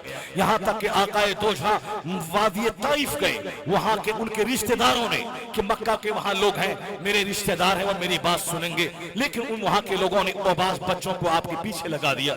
उन लोगों ने आपको गालियां दी, आपकी पीठ पर उन्होंने पत्थर फेंके। सरकारे दो जहां ने सब्र की इंतहा कर दी। ना तो पंचायत आपने की, ना तो 10 लोगों को बैठ करके आपने कहा ये मुझ पर पत्थर क्यों फेंका है। वो औरत जो रोजाना आप पर कूड़ा करकट फेंकती थी, आपने कभी पंचायती नहीं की कि आप लोग पूछो इनसे कि हम पर धूल क्यों डालती है, कूड़ा क्यों फेंकती है। ना आपने कभी पंचायत की, ना कभी उस आदमी को लेके आपने पूछा। आपने यकतरफा सब्र का मुजाहिरा किया। वादी ताइफ के पत्थर को भी आपने सहा। 3 साल तक अबू तालिब की घाटी में रहकर आपने उस कैदोबंद की सजा को भी आपने गवारा किया। हालत नमाज में ऊंट की उज़वी डाल दी गई, आपने उसे भी सब्र किया। यहां तक कि मदीना हिजरत करके जब आए, मदीना के करीब 80 किलोमीटर दूर वादी बद्र में वहां मक्का के काफिरों ने आके कटने मरने की दावत दी। हुजूर ने सब्र की इंतहा कर दी। यहां तक कि अपने मुट्ठी भर जानिसार को लेकर उनसे जिहाद करने वादी बद्र पहुंच गए। मक्का के लोग बदला लेने के लिए वह लोग मदीना से 4 किलोमीटर दूर वह वादी उहद पहुंच गए कि मदीना का नामो निशान मिटा देंगे। सरकार अपने जानिसार को लेकर वादी उहद चले गए। आपके दंदान मुबारक शहीद हो गए, खून मुबारक से आपकी जूती मुबारक लहूलुहान हो गई। आकाए करीम ने यकतरफा सब्र किया। सरकार दो जहां ने जो जिहाद किया है, वो जिहाद मदीना आने के बाद मक्के में मुकम्मल 13 साल तक इस्लाम के अपने नबूवत के ऐलान के बाद सिर्फ सब्र का मुजाहरा किया है। डॉक्टर लामार्टिन कहते हैं, वो कहते हैं greatness of purpose, smallness of means, and astounding result. If there are 3 criteria of human genius who could dare to compare any great man in history, यानी वो कहते हैं कि मकसद की बुलंदी, वसाइल की तंगी और हैरत अंगेज नतीजा अगर ये किसी महान इंसान की पहचान है, कौन है इंसानी तारीख में जो मुस्तफा का जवाब बन के आ सके। यानी मुस्तफा का मकसद था कि घर घर में इस्लाम पहुंचेगा। मुस्तफा का मकसद था अब इस्लाम हर घर में पहुंचेगा, लेकिन साधन इतना सीमित था कि अपने चचा दुश्मन, खानदान के लोग दुश्मन और एक तरफ मुसीबतों की बौछार। मुस्तफा ने सब्र करके जो मकसद को हासिल किया कि देखते ही देखते जो मक्का छोड़ के मदीने आए थे, 12 साल के बाद, 6 साल के बाद 12,000 का लश्कर जर्रार लेकर मक्का फतह हो रहा है। 10 साल के बाद अरफात की वादी में 1,24,000 मजमे को मुस्तफा खिताब कर रहे हैं। यहां तक कि सरकार के विसाल के बाद पूरे अरब में इस्लाम फैल चुका होता है। सिद्दीक अकबर आपका सच्चा जानशी, वो इस्लाम की बागडोर संभाल कर खिलाफत को पाए तकमील तक पहुंचाने की कोशिश कर रहा है। उस हजरत फारूक के जमाने में मजूसियों का मुल्क ईरान फतह होता है, यूरोप क्रिश्चियनों का मुल्क फतह होता है। उस्मान गनी के जमाने में कुस्तुनतुनिया फतह होता है। मौला अली के जमाने में भी बहुत दूर तक इस्लाम दुनिया के भूभाग में फैल जाता है। हजरत इमाम हुसैन ने गर्दन देकर इस्लाम की मांग में वो सुर्खी अता कर दी जो इस्लाम अब तक अरब के जोग्राफिया में महदूद था। वो इस्लाम अरब से बाहर निकला, वो अजम पे छा गया, यूरोप में छा गया, अफ्रीका में छा गया। यानी डॉक्टर लामार्टिन कहते हैं कि एक ऐसा अजूबा इंसान जिसका मकसद बड़ा था मगर वसाइल महदूद थे, लेकिन मकसद रिजल्ट ऐसा शानदार निकला कि दुनिया के चप्पे चप्पे पे छा गए। वो कहते हैं अगर यही 3 क्राइटेरिया किसी बड़े इंसान की पहचान है तो कौन है इंसानी तारीख में जो मुस्तफा का जवाब बन सके। इसलिए आला हजरत कहते हैं कि सारे ऊंचों में ऊंचा समझिए जिसे है उस ऊंचे से ऊंचा हमारा नबी। नारे तकबीर, नारे रिसालत, मसलके आला हजरत। सुभान अल्लाह, सुभान अल्लाह। सरकारे दो जहां के सब्र ने मक्का के मगरूरों का गुरूर तोड़ दिया, मक्का के काफिरों को हक पहचानने पर मजबूर किया। जब फतेह मक्का के दिन सरकार सामने खड़े थे, सामने वह लोग हैं जिसने रास्ते में कूड़ा करकट और कांटे बिछाए थे, सामने वह लोग हैं जिसने आपकी पीठ पर ऊंट की ओजरी डाली थी, सामने वह लोग हैं जिसने आपके गले मुबारक में चादर डाल के खींचा था। कोई दूसरा फरमानवा, कोई दूसरा हाकिम, कोई दूसरा फातेह, कोई दूसरा विक्टोरियस, कोई दूसरा कॉन्क्वेरर होता तो आपने अपने दुश्मनों से दिल खोल कर बदला लेता। लेकिन नेपोलियन बोनापार्ट, उन जैसे बहुत सारे राइटर, बहुत सारे फरमारवा कहते हैं, वह तन्हा जात मुस्तफा की थी जिन्होंने अपने जानी दुश्मनों को आम माफी का ऐलान कर दिया। उनके इसी सब्र, इसी हिकमत ने उन सारे काफिरों को उनके पांव पे झुकने पे मजबूर कर दिया। अगर मुस्तफा उन पत्थर का बदला पत्थर से देते तो ये दिन देखने को नहीं मिलता कि सारा अरब शिर्क से खाली हो गया, सारा अरब कुफ्र से खाली हो गया। ये मुस्तफा के सब्र ने उन मगरूरों को समझने का रास्ता फराहम कर दिया। उन सारे लोगों ने सच्चाई को समझ लिया, इसलिए घर घर में इस्लाम दाखिल हो गया। और आज 1400 साल के बाद उसी मुस्तफा जान रहमत की तारीख जो लोग पढ़ते हैं कि आकाए दो जहां को किस कदर तकलीफें हुई, अल्लाह ने इनाम क्या दिया। आज हिंदुस्तान में 30 करोड़ कमोबेश कलमा पढ़ने वाला, पाकिस्तान में कमोबेश 22 करोड़ कलमा पढ़ने वाला, बांग्लादेश में कमोबेश 17 करोड़ कलमा पढ़ने वाला, यानी पूरी दुनिया में 1.5 अरब यानी 150 करोड़ मुसलमान दुनिया में है कमोबेश। तो उसमें 70 करोड़ करीब हिंदुस्तान, पाकिस्तान, बांग्लादेश, श्रीलंका और नेपाल, यानी इसी खित्ते में दुनिया के 70 से 80 करोड़ मुसलमान इसी खित्ते में रहते हैं। अरब के 25 से ज्यादा ममालिक, वहां भी कई करोड़ मुसलमान। अमेरिका और यूरोप में जब जुमा का दिन आता है, जब मुसलमान सर पे टोपी सजाकर जब वह मस्जिदों की तरफ जाते हैं, ऐसा लगता है कि वाशिंगटन डीसी किसी दूसरों का नहीं, ये तो मुस्तफा के गुलामों का मुल्क है, ये मुस्तफा के गुलामों का शहर है। आज 150 करोड़ लोग, 150 करोड़ कलमा पढ़ने वाला उनके नाम के साथ मिला होता है। ये मोहम्मद अब्दुल्ला है, ये मोहम्मद शहरयार है, ये मोहम्मद अबू बकर है, ये मोहम्मद जैद है, ये मोहम्मद फला है, ये मोहम्मद फला है। मोहम्मद इब्ने अब्दुल्ला तन्हा थे, लेकिन उन्होंने सब्र किया, एक ऐसी तारीख लिखी कि 15 सदियां गुजर गई, आज 150 करोड़ लोगों के नाम के साथ लफ्ज़ मोहम्मद जुड़ा हुआ है। अल्लाह समद। इसलिए डॉक्टर लामार्टिन कहते हैं, he is the only man in history who was supremely successful on both levels. यानी अमेरिका का डॉक्टर माइकल हार्ट कहता है कि इस मानव इतिहास का एकलौता इंसान है मुस्तफा, जो मजहबी और सियासी दोनों सतह पर सबसे ज्यादा कामयाब तरीन शख्स हुआ है। क्या मतलब? जो हमेशा सुबह शाम अल्लाह के दीन का काम करता है, अल्लाह का पैगाम आम करता है, अल्लाह के मजहब का काम करता है, नमक रोटी खाता है, चटाई पे सोता है, अपने रात के आराम को त्याग देता है, दिन के सुख और चैन को दांव पे लगा देता है। अल्लाह रब्बुल इज्जत ऐसी ही मकबूलियत अता करता है, ऐसी ही इज्जत देता है। ये बात इब्राहिम खलीलुल्लाह की थी तो वो अल्लाह के पैगंबर थे। ये बात इमामुल अंबिया वल मुरसलीन आकाए दो जहां अलैहिस्सलाम की थी, वह सारे पैगंबरों के सरदार थे। लेकिन आज तारीख में अबू बकर का नाम रोशन होता है, फारूक आजम का नाम रोशन है, हजरत उस्मान गनी का नाम रोशन है, मौला अली का नाम रोशन है, जिन्होंने अपना सारा कुंबा लुटाया। उस मौला इमाम हुसैन का नाम जिंदा है, वह सरकार गौसे आज़म जो पैदा हुए थे ईरान की सरजमीन में, ईरान छोड़कर वह बगदाद मुअल्ला आ गए। आपने कई 100 असातिज़ा से इल्म हासिल किया, आलिम, हाफिज, कारी, मुफ्ती सब कुछ बनने के बाद 25 साल आप दरियाओं सहराओं में जाके आपने गुजारा है, यानी जंगलों में जाकर गिरी पड़ी सब्जियां खाकर। वो कहते हैं गौसे आजम उस जमाने में ना मैं किसी को पहचानता था, ना कोई मुझको पहचानता था। क्या मतलब? ऐसा नहीं कि माँ के पेट से बली होकर पैदा हुए थे तो हमेशा एसी में रहते रहे, हमेशा आराम से पूरा गोश्त खाते रहे। वह गौसे आजम आज 800 साल के बाद 1000 करोड़ों कादरी अपने नाम के साथ कादरी लगा रहा है, तो गौसे आजम बहुत आराम से रहते थे। नहीं, मादरजाद वली थे, पैदाइशी वली थे, माँ के पेट से पैदा हुए थे वली, पैदा होते ही आपने रमजान का रोजा रखा था। ये सब अपनी जगह, मगर दुनिया का जो सिस्टम है, यानी दुनिया के सिस्टम का फॉलो करना। अल्लाह का कानून है कि बरसात के मौसम में बारिश होगी, कड़ाके की सर्दी के मौसम में सर्दी आएगी, गर्मी के मौसम में गर्मी आएगी। अल्लाह का निजाम है कि एक इंसान माँ के पेट में 8-9 महीने तक रहेगा, फिर वहां से वो बच्चा होकर पैदा होगा, फिर उसके बाद वो धीरे धीरे मैच्योर होगा, फिर जवान होगा, उनकी शादी होगी। औरत अलग अल्लाह ने पैदा किया, مرد کو الگ جن سے پیدا کیا، یہ دونوں آپس میں شادی کریں گے، پھر اس سے بچہ تولد ہوگا۔ اس طرح دنیا کا ہر علاقہ وہ انسانی آبادی سے آباد رہے گا۔ اگر مرد مرد سے شادی کرنے لگے، عورت عورت سے صحبت کرنے لگے، یہ قانون فطرت کی خلاف ورزی اور بغاوت ہوگی۔ اس سے کوئی انسان کا جنم نہ ہوگا، اس سے دنیا کا فناش اور تباہی ہو جائے گی۔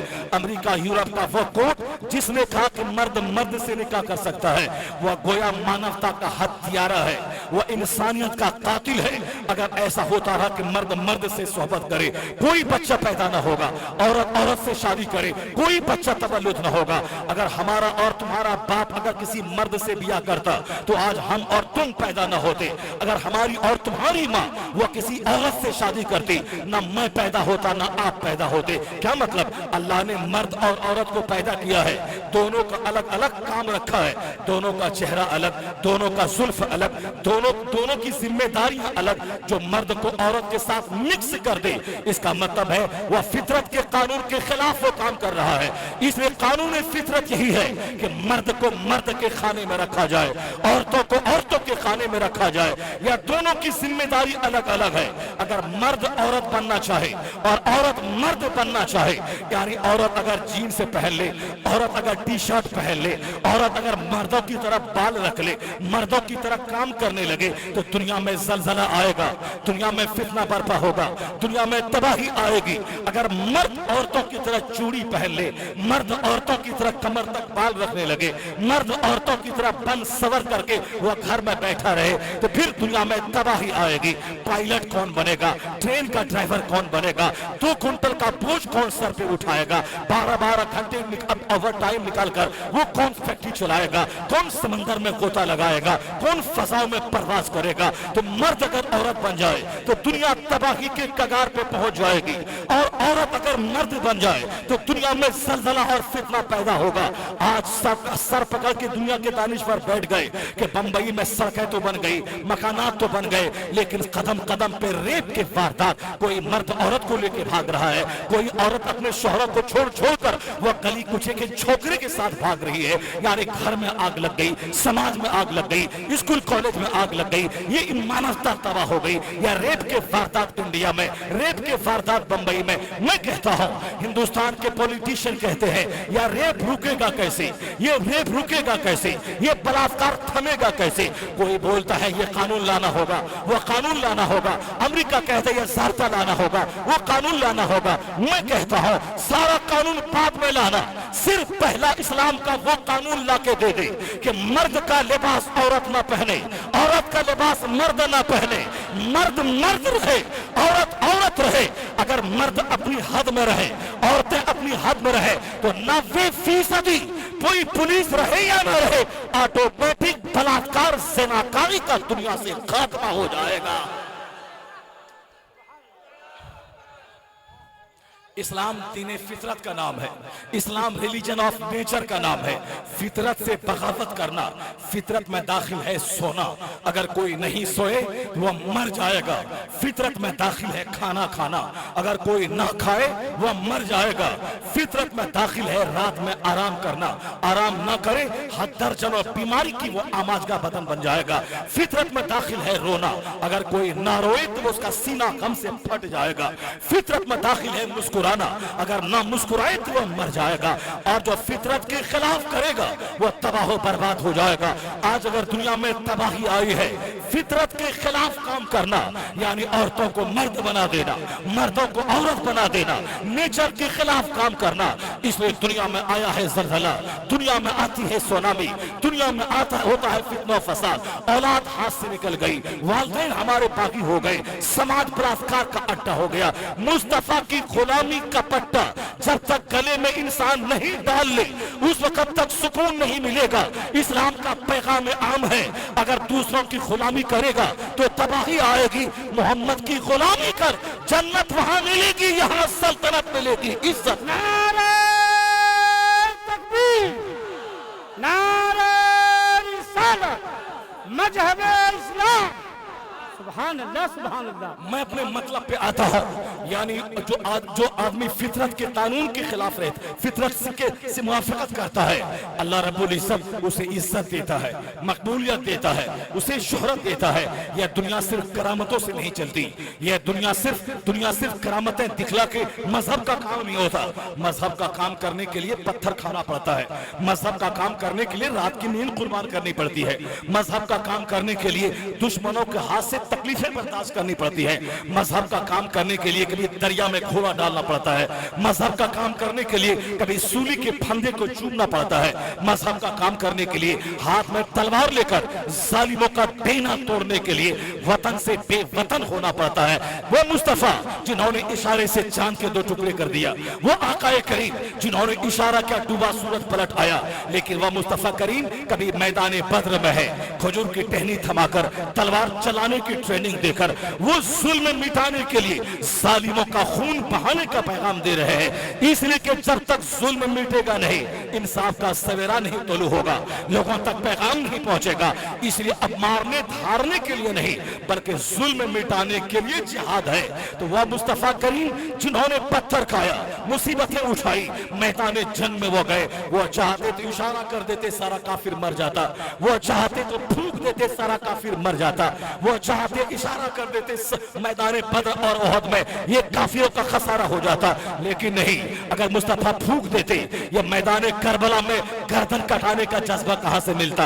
اولاد کے اللہ کے نام پہ لوٹانے کا جذبہ کہاں سے ملتا؟ لوگ کہتے وہ تو اثرکار تھے، انہوں نے پھونک دیا کافر مر گئے، انہوں نے پھونک دیا کافر کی دنیا تباہ ہو گئی. لیکن سرکار نے قیامت تک اسلام کے پھیلانے کے لیے اپنے غلاموں کو جذبہ دے کے چلے گئے. جب وقت آئے گھر میں رہنے کا گھر میں رہنا، اور جب وقت آئے اسلام کے نام پہ بے گھر ہونا تو تم بھی بے گھر ہو جانا.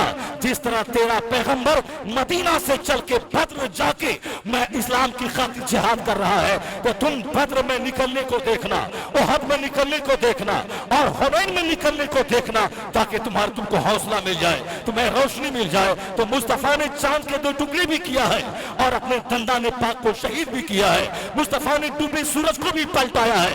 سرکار نے 3 سال تک قید و بند کی سزا بھی آپ نے صحیح ہے، تاکہ میرے غلام کو جب وقت آ جائے کرامت دکھلانے کی، یہ کرامت دکھلا کے سمندر میں گھوڑا ڈال دے، اور جب وقت آئے گردن کٹانے کی تو بال بچوں سمیت گردن کٹا کے مذہب کی آبرو کو کٹنے سے بچاتا چلا جائے.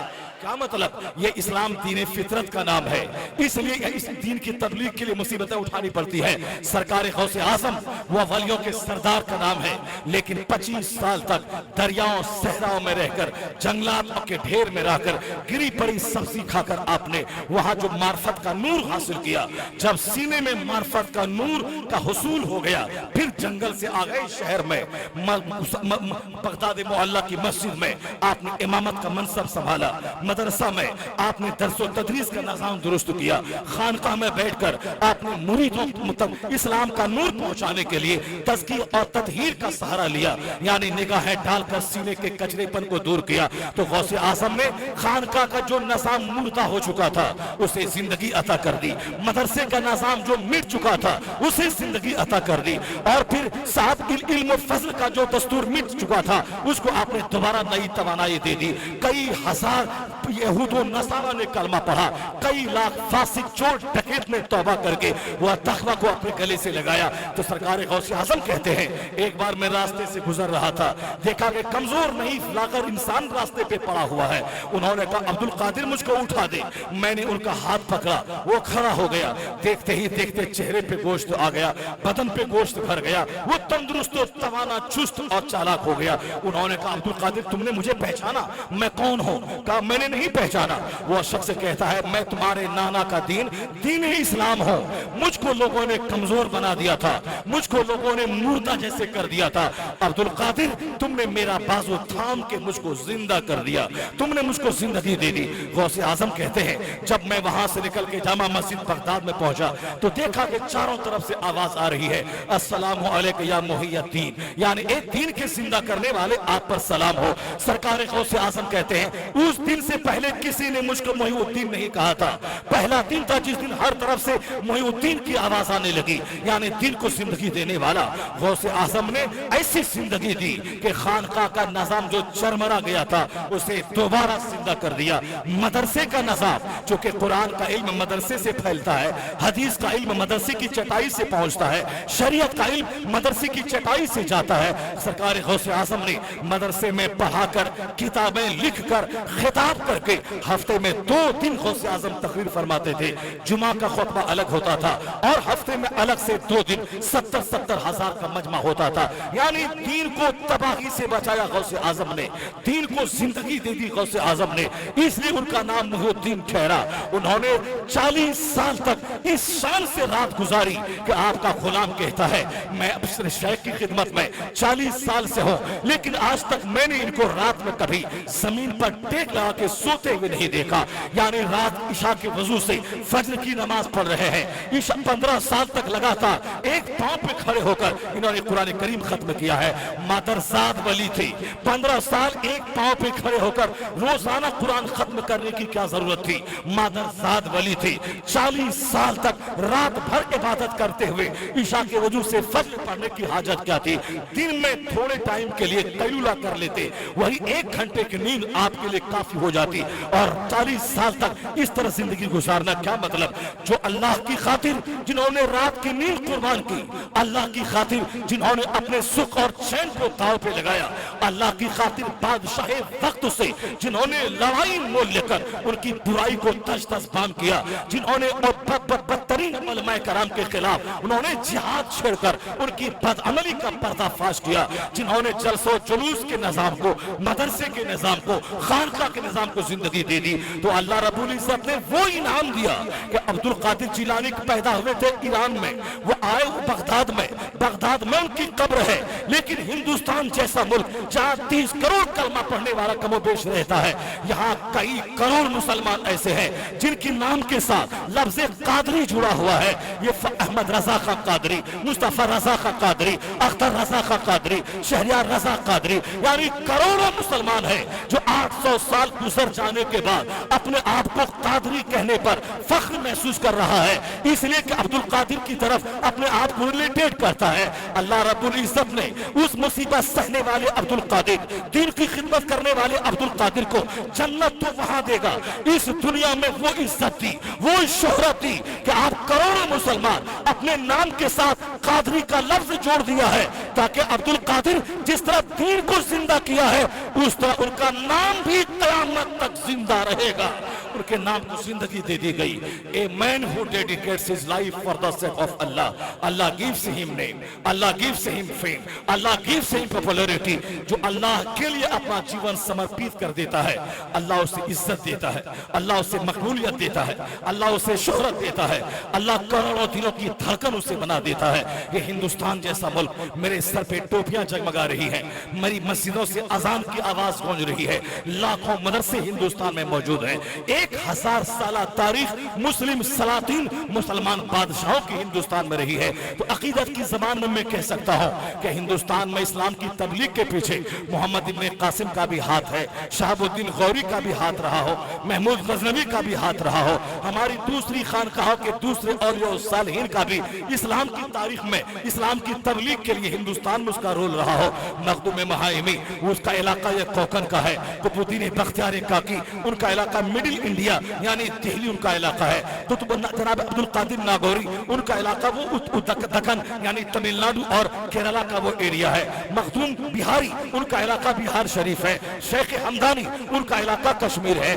ہر علاقے کے اولیاء و صالحین نے اپنی اپنی محنتوں سے اسلام کی تبلیغ کی ہے, لیکن کشمیر میں شیخ حمدانی کا چرچا زیادہ ہے چونکہ ان کی خدمت کا دائرہ وہ کشمیر میں زیادہ ہے. شیخ مخدوم مہائمی کے نام پہ بہار میں شاید کوئی مدرسہ ڈھونڈنے سے نہ مل پائے, چونکہ مخدوم مہائمی بہار نہیں گئے تھے, وہ اسی علاقے میں رہ کر انہوں نے مذہب کی خدمت کی. یہ سارا علاقہ ان کی رہین منت ہے. عبد القادر ناگوری وہ ناگور میں رہے, اس علاقے کے بڑے ولی ہیں, انہوں نے وہاں اسلام کی تبلیغ کی. ان کا چرچا اس علاقے میں, جب تک ان کا چرچا نہ ہو اسلام کی خدمت کرنے والوں کی صفوں کا چرچا ادھورا رہ جائے. ہر علاقہ الگ الگ لوگوں کا ہوتا ہے, مگر کچھ ولی ایسے ہوتے ہیں جو ایک علاقے میں پیدا ہو، ان کی خدمت عالمگیر ہوتی ہے، ان کی خدمت انٹرنیشنل ہوتی ہے۔ کوئی مولوی علاقے کا ہوتا ہے، جیسے کوئی مولوی مالونی میں ہے، کوئی مولوی ملانڈ میں ہے، کوئی مولوی جوگیشوری میں ہے، کوئی مولوی بھنڈی بازار میں ہے، کوئی مولوی گورے گاؤں میں ہے۔ لوگ کیا کہیں گے؟ یہ ملانڈ کا سب سے بڑا عالم ہے، یا جوگیشوری کا سب سے بڑا عالم ہے، یہ بھنڈی بازار کا سب سے بڑا عالم ہے، یہ صاحب میرا روڈ میں 50 مسجدیں ہیں، ان سارے ائمہ میں سب سے بڑا عالم یہ ہے۔ اب اگر میں ان کا چرچا کروں، لوگ یہ نہ بولے کہ صاحب مالونی میں میرے فلاں مولانا ہے، ان کا چرچا نہیں ہوا۔ لوگ کیا کہیں گے؟ وہ مالونی کا بڑا ہے، وہ گوونڈی کا بڑا ہے، وہ میرا روڈ کا بڑا ہے، وہ جوگیشوری کا بڑا ہے۔ مگر انہی لوگوں میں کوئی ایسا ہوتا ہے جو پورے مہانگر بمبئی کا بڑا ہوتا ہے، اس میں سے کوئی ایسا بڑا ہوتا ہے جو پورے مہاراشٹر کا بڑا ہوتا ہے، اسی میں کوئی نیشنل لیول کا، کوئی پروونس لیول کا۔ تو اب کوئی نہ بولے کہ صاحب کوئی مہاراشٹر کے بڑے عالم کا نام ہو رہا ہے تو آپ نے مالونی امام کا نام کیوں نہیں لیا، آپ نے گورے گاؤں امام کا نام کیوں نہیں لیا؟ یعنی دماغ میں شیطان بات ڈالتا ہے، اگر تھوڑی دیر وہ دماغ پہ زور ڈال دے پھر وہ نہیں بولے گا آخر ان کا نام کیوں لیا جاتا ہے، وہ بولے گا ہاں ہر عالم کی الگ الگ عزت ہوتی ہے۔ قطب الدین بختیار کاکی وہ ہیں دہلی میں، عبد القادر ناگوری وہ ہیں دکن میں، شیخ حمدانی وہ ہیں کشمیر میں، مخدوم بہاری وہ ہیں بہار میں، شیخ مہائمی یہ ہیں بمبئی میں۔ لیکن غریب نواز کا نام ہندوستان کے ذرے محلے محلے میں، ہندوستان کی گلی گلی میں، ہندوستان کے علاقے علاقے میں لیا جاتا ہے۔ کیوں لیا جاتا ہے؟ صرف اس لیے کہ غریب نواز کے احسان کا بادل پورے ہندوستان کو گھیر لیا ہے۔ ہندوستان میں ان کے خلافہ پھیل گئے، ان کے مرید پھیل گئے، انہی کے سلسلے کے بزرگ ہیں مخدوم مہائمی، یا سلسلے چشتیہ کے بزرگ ہیں، انہی کے سلسلے کے بزرگ ہیں مخدوم علاؤالحق پنڈوی، وہ چشتیہ سلسلے کے بزرگ ہیں، انہی کے سلسلے کے بزرگ ہیں حضور پندہ کیسو دراز جو کرناٹک کے علاقے میں ہے۔ یعنی ان کے مریدین کا سلسلہ، ان کے خلافہ کا سلسلہ، ان کا دائرہ چن کے بڑا رہا۔ اس لیے ہندوستان کے لوگ کہتے ہیں کہ بھارت میں لاکھوں ولی ہیں، مگر غریب نواز کا احسان یہ ہے کہ جب تک بھارت میں اذان کی آواز گلی گلی میں گونجتی رہے گی یہ احسان غریب نواز کا مانا جاتا رہے گا۔ ان کی خدمت بڑی ہے،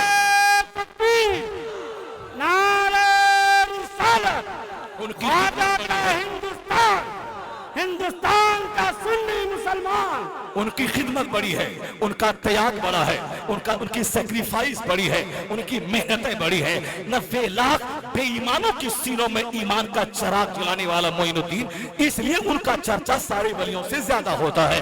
12ویں کی تقریب میں آٹومیٹک کسی نہ کسی طریقے سے غریب نواز کا چرچا ہو جاتا ہے۔ آپ کو یہ نہ بولے صاحب تم نے معین الدین چشتی کا نام لیا، مخدوم مہائمی کا نام نہیں لیا، تم نے معین الدین چشتی کا نام لیا، عبد القادر ناگوری کا نام نہیں لیا، وہ ہمارے سلسلے کے بزرگ کا نام نہیں لیا۔ ہندوستان میں تو لاکھوں ولی ہے، 2 گھنٹے کی تقریر میں کیا سب کا نام لینا، سب کا نام لینا یہ ممکن ہے کیا؟ جن کی خدمتیں بڑی ہیں ان کا نام لیا جاتا ہے۔ یہ تو 800 سال پہلے کی بات رہی جب یہ ضابطہ ہے کہ جن کا کام بڑا ہوگا ان کا نام بھی بڑا ہوگا، ان کا چرچا بھی بڑا ہوگا۔ ٹھیک اسی طرح جو زیادہ خدمتیں کرے گا اللہ سب کی زبان پر کا چرچا جاری فرما دے گا۔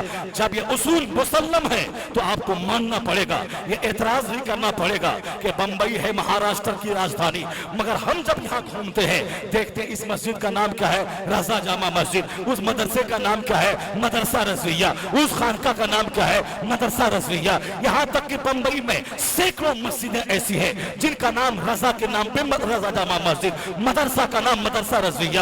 جب میں بہار میں دیکھتا ہوں کہ بہار میں ہزاروں مدرسے ایسے ہیں جن کا نام مدرسہ رضویہ، مسجدوں کا نام رضا جامع مسجد۔ انڈیا میں کیرلا، تمل ناڈو جو تمل اور ملیالم بولنے والوں کا علاقہ ہے وہاں بھی رضا جامع مسجد، وہاں بھی مدرسہ رضویہ۔ پیدا ہونے والا بریلی میں پیدا ہوا ہے، ان کے نام کے ساتھ جڑا ہے تمل ناڈو کی مسجد کا نام، مدرسے کا نام۔ ہندوستان سے باہر آ جائیں دبئی میں جا کے دیکھیں وہاں مسجدوں کا نام رضا جامع مسجد، اسلامک سینٹر کا نام رضا اسلامک سینٹر۔ امریکہ میں وہاں کی برکلی یونیورسٹی میں رضا کے نام پہ ریسرچ، آکسفورڈ میں رضا کا نام، کیمبرج میں رضا کا نام، ہالینڈ میں رضا جامع مسجد، مدرسہ رضویہ۔ آج سے 100 سال پہلے انگریز یہاں سے بھاگتے بھاگتے انہوں نے मुसलमानों के सीने से ईमान की दौलत लूटने का नापाक प्लान बनाया था। उन्होंने चंद मौलवी को खरीद कर लिखवाया था कि लिखो अंगूठा चूमना बिदअत है, लिखो ईद मिलादुन नबी का जश्न मनाना ऐसा है जैसे कन्हैया का जन्मदिन मनाना। यानी धीरे धीरे मुस्तफा की मोहब्बत को दिल से चुराने की नापाक कोशिश अंग्रेजों ने शुरू कर दी। चंद मौलवी उसको मिल गए, उन मौलवी को पैसा दे के लिखवाया। हुजूर को पीठ के पीछे की खबर नहीं है, हुजूर मक्की नहीं भगा सकते। उनका जश्न यौम विलादत मनाना वो कन्हैया के जन्मदिन के मनाने की तरह है। यानी गंदी गंदी बातें इल्म गैब के खिलाफ, मुस्तफा के इख्तियार के खिलाफ, मुस्तफा की इज्जत के खिलाफ लिखवाना शुरू किया। खानकाह गुलबर्गा में सज्जादगान थे, मजार पर चादर चढ़ रही थी, लेकिन कलमी जिहाद करना, इन किताबों की कमर तोड़ देना, इस नजदीक तहरीक को जमीन में दफन कर देना, उसके लिए इल्म चाहिए, उसके लिए जज्बा चाहिए, उसके लिए कलम चाहिए, उसके लिए जबान की ताकत चाहिए। भारत भर में सैकड़ों खानकाहें थी, लेकिन इनका मुकाबला किसने किया? किसने अंग्रेजों की साजिश को बेनकाब किया? किसने इन सारी किताबों की धज्जियां उड़ा दी? किसने इस्लाम का चेहरा चमकाया? किसने मजहब अहले सुन्नत का तहफ्फुज किया? किसने इन नापाक तहरीक की कमर तोड़ दी? तारीख में आता है मुफ्ती नकी अली खां का बेटा अहमद रजा, 14 साल का अहमद रजा, वो अपने घर में ही रहकर सारे उलूम हासिल करके उन्होंने 18 साल की उम्र में अपने हाथ में कलम लिया, अपने घर में बैठकर इल्म गैब के खिलाफ जो अकीदा दिया जा रहा था अद-दौलतुल मक्किया, खाने काबा के दरवाजे पर बैठकर 8 घंटे में एक मजबूत किताब कौम के हवाले कर दिया। कुरान का गलत तर्जमा हो रहा था, आला हजरत ने कंजुल ईमान कौम के हवाले किया, गलत शायरी हो रही थी, अहमद रजा ने हदायत की बख्शिश देकर पाकीज़ा शायरी का रास्ता दिखलाया। उन्होंने अपने लिए न जमीन खरीदी न मकान बनाया, पुराने मकान में रहकर उन्होंने जो दीन का काम किया है, अपने घर में रहकर न किसी मस्जिद में मुलाजमत की इमामत की, न किसी मदरसे में नौकरी की, अपने घर में अपनी जमीन की आमदनी से किताबें लिखकर उलमा पैदा करके मंजर इस्लाम बनाकर 60 साल की उम्र तक जो मजहब अहले सुन्नत का तहफ्फुज किया, इस्लाम पे होने वाले हमलों का जो आपने जवाब दिया, तो काम रजा ने ऐसा किया था जो काम लाखों पीरों ने नहीं किया। उन्होंने उकलिप्स में सर रखकर, उन्होंने गाली गलौज सुनकर, लानत मलामत की बौछार सुनकर उन्होंने ऐसा जिहाद किया कि वह कंजुल ईमान महाराष्ट्र पहुंचा, वो फतवा रिजविया अमेरिका पहुंचा, वो फतवा रिजविया चाइना जापान पहुंचा। जहां जहां रजा की फिक्र पहुंचती चली गई, रजा का कलम पहुंचता चला गया, रजा की किताब पहुंचती चली गई, रजा का हथियार पहुंचता चला गया, तो लोगों ने क्या कहा? फतवा रजिया ने हमको काफिर होने से बचाया है, कंजुल ईमान ने मुझे बदअकीदा होने से बचाया है, हदायत के बख्शिश ने मुझे बेईमान होने से बचाया है। अब उन्होंने क्या कहा? रजा मेरा मोहसिन है जिन्होंने मेरा ईमान बचाया है, रजा मेरा मोहसिन है जिन्होंने मेरा ईमान बचाया है। तो रजा का कारनामा महाराष्ट्र पहुंचा, इसने कहा रजा मेरा इमाम है। रजा का कारनामा बिहार पहुंचा, उन्होंने कहा रजा मेरा इमाम है। रजा का कारनामा श्रीलंका पहुंचा, उन्होंने कहा रजा मेरा इमाम है। रजा की किताब अमेरिका पहुंची, उन्होंने कहा रजा मेरा इमाम है। रजा की किताब लंदन पहुंची, उन्होंने कहा रजा मेरा इमाम है। तो छोटे छोटे वली, उनकी खिदमत है अपनी जगह, लेकिन कुछ वली होते हैं जो आलमगीर होते हैं, आफाकी होते हैं। रजा ने एक बड़े फितने को दबाया, जो ईमान की जान है मुस्तफा की मोहब्बत, उसको लूटने से बचाया। तो दुनिया भर के मुसलमानों ने कहा मेरा पीर कोई भी हो मगर अहमद रजा सुन्नियों का पीर है, मेरा इमाम कोई हो अहमद रजा सुन्नियों का इमाम। नारे रिसालत, मसलके आला हजरत, इश्क मोहब्बत, इश्क मोहब्बत, प्यार मोहब्बत, प्यार मोहब्बत। नारे तकबीर, मसलके आला हजरत। सुभान अल्लाह, सुभान जो अल्लाह के दीन का काम करता है, जो अल्लाह के मजहब के लिए कुर्बानियां देता है, जो अल्लाह के मजहब का काम करेगा, अल्लाह ना देखेगा कि वह पैठान घराने का है, अल्लाह नहीं देखता है कि वह अंसारी घराने का है, अल्लाह नहीं देखता है कि वह बिहार का है, अल्लाह नहीं देखता है कि वह उत्तर प्रदेश का है। जो मजहब का काम करेगा वह चाहे पैठान घराने का क्यों ना हो, अल्लाह उसे बरेली से उठाता है, शोहरत के आसमान पे पहुंचा देता है, ताकि जिस तरफ निगाह उठे हर तरफ रजा रजा ही छा जाए। और आज अल्लाह ने वो 100 साल गुजर गए रजा के, कोई दूसरा होता तो रजा का नाम सिर्फ तारीख के सफ़े में बंद हो जाता। मगर रजा का दुश्मन कौन था?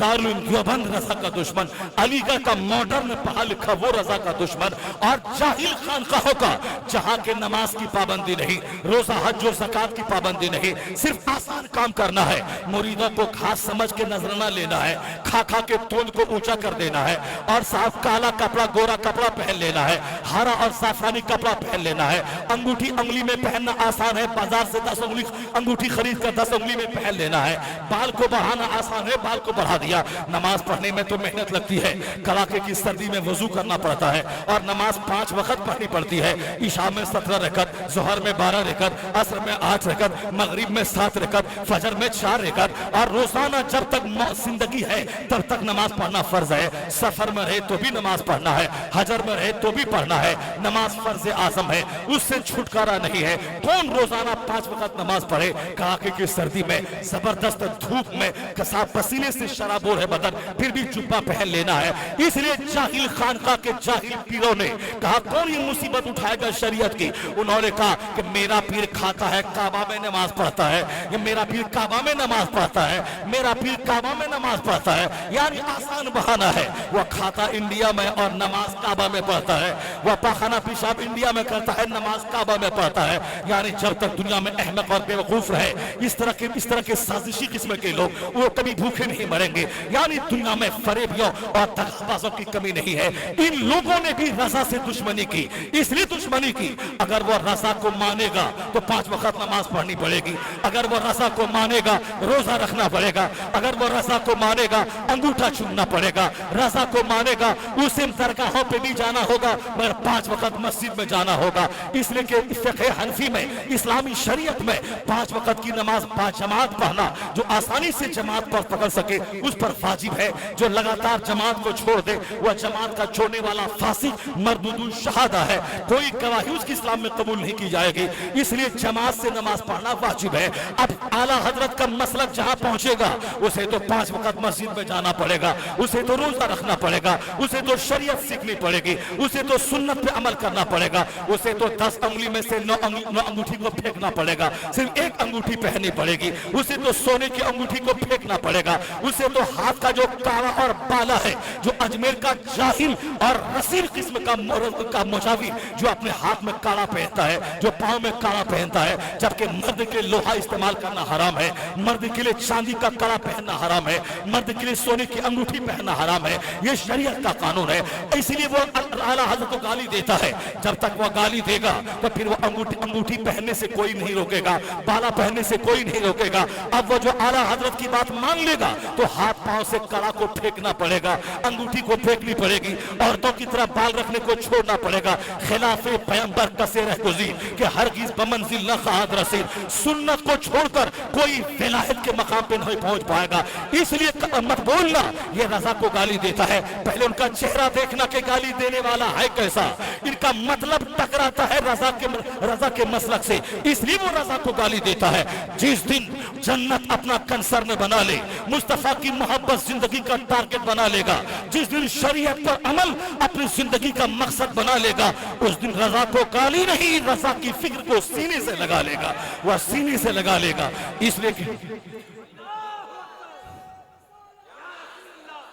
इसलिए कि आला हजरत ने वो अपने बाप दादाओं का खुतबा नहीं पढ़ा है, आला हजरत ने मुस्तफा की इज्जत का खुतबा पढ़ा है, आला हजरत ने शरीयत का चेहरा चमकाया है, आला हजरत ने इस्लाम पे होने वाले हमले का दिफा किया है, आला हजरत ने अहले सुन्नत व जमात के मरासिम की आबरू बचाई है, आला हजरत ने सुन्नियत की बुनियाद को उखड़ने से बचाया है।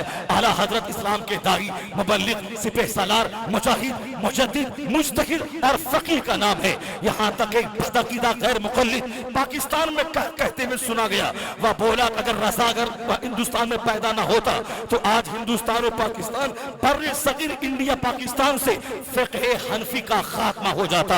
आज ये करोड़ों हनफी जो इमाम आज़म के मसलक पे अमल कर रहा है, इस हनफियत को बचाने में रज़ा का हाथ है। फतवा रज़विया देकर फ़िक़्ह हनफियत का चेहरा चमकाया है। क्या कहने वाला अपने हिसाब से कहता है, जरा गौर से सुन लेना। ये मत बोलना कि रज़ा क्यों करता है, रज़ा का चर्चा क्यों उसका खुतबा पढ़ता है। रज़ा का काम जब बड़ा है तो अल्लाह ने उसका नाम भी फैला दिया है, ऐसा फैला दिया है کہ ہندوستان کی بنارس یونیورسٹی میں رضا پہ چرچا، علی گڑھ مسلم یونیورسٹی میں رضا پہ چرچا، دہلی یونیورسٹی میں رضا پہ چرچا، بمبئی یونیورسٹی میں رضا پہ تھیسس لکھ کر پی ایچ ڈی کی ڈگری حاصل کی جا رہی ہے۔ ایسا لگتا ہے کہ وادی رضا کی کوہ ہمالیہ رضا کا ہے، جس سمت دیکھیے وہ علاقہ رضا کا ہے۔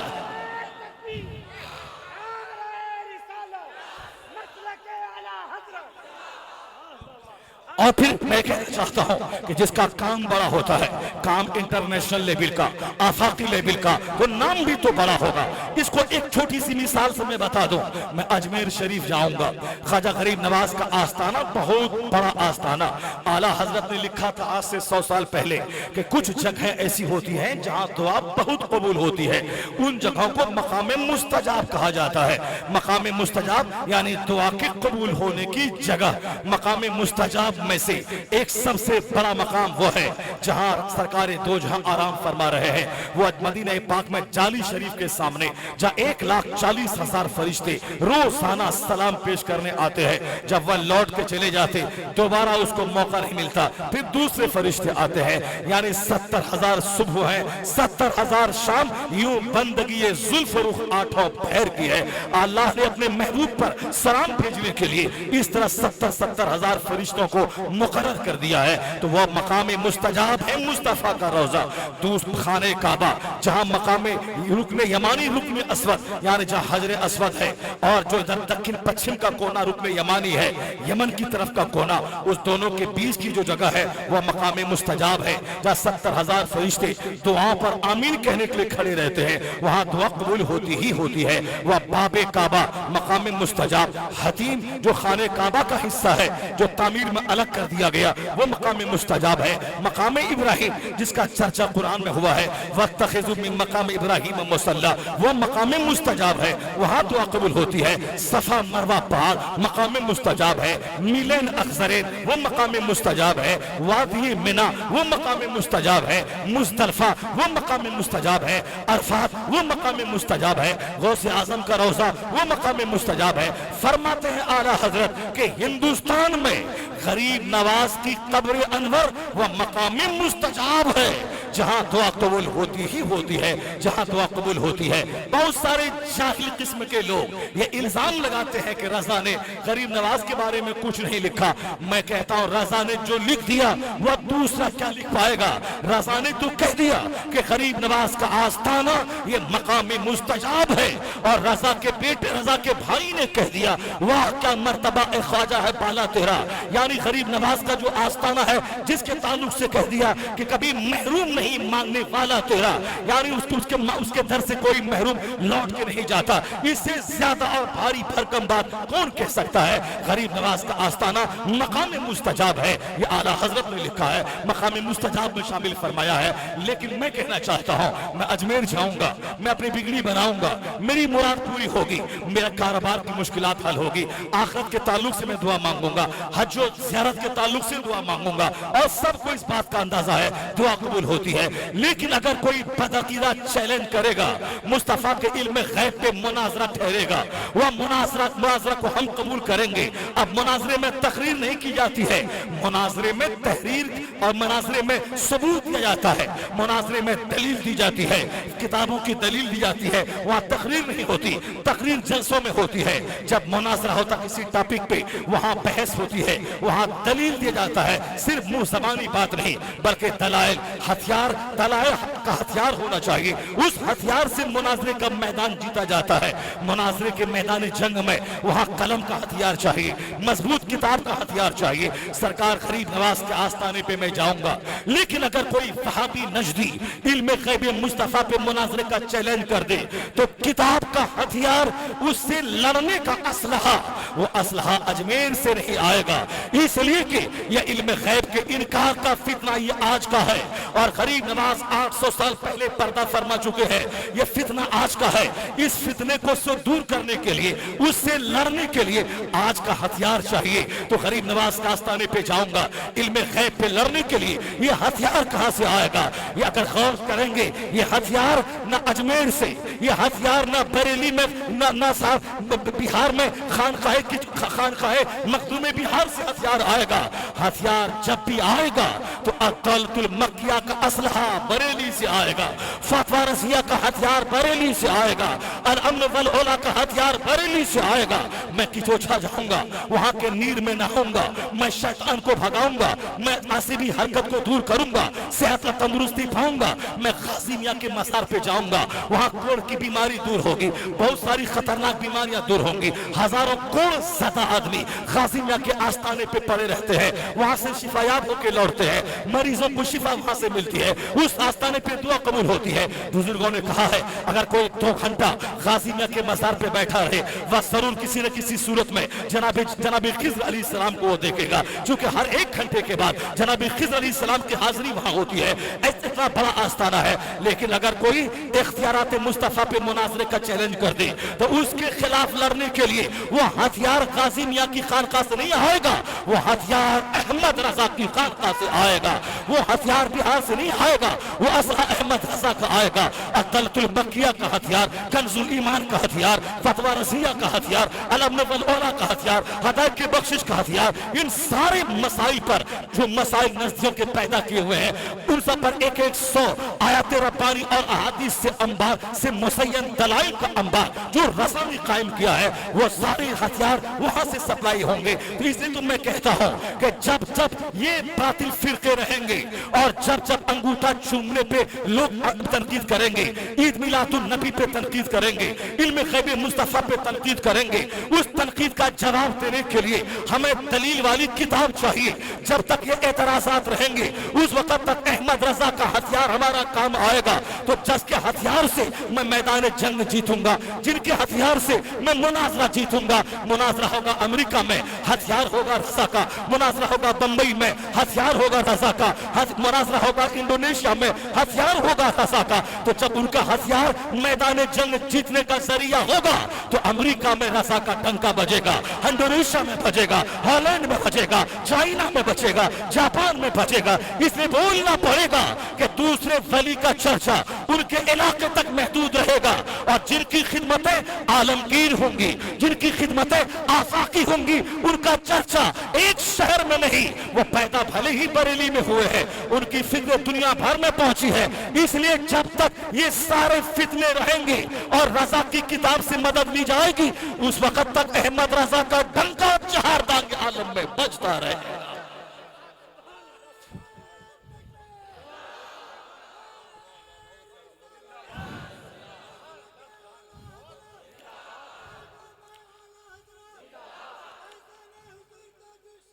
जो मजहब का काम करेगा अल्लाह रब्बुल इज्जत उनको शोहरत तमाम की दौलत से माला माल करेगा।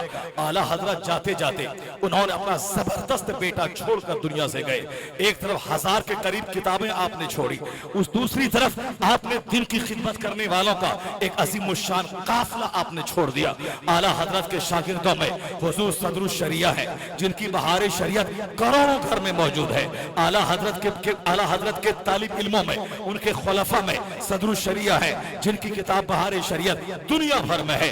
आला हजरत के खलीफा में ईदुल इस्लाम है, बुरहान मिल्लत है, मलिकुल उलमा ज़फरुद्दीन बिहारी है, जिनके ये सारे खुलफा अलग अलग खित्तों में जाकर मजहब इस्लाम का काम किया। ये तो उनके मुरीद थे, ये तो उनके शागिर्द थे, ये तो उनका खलीफा थे।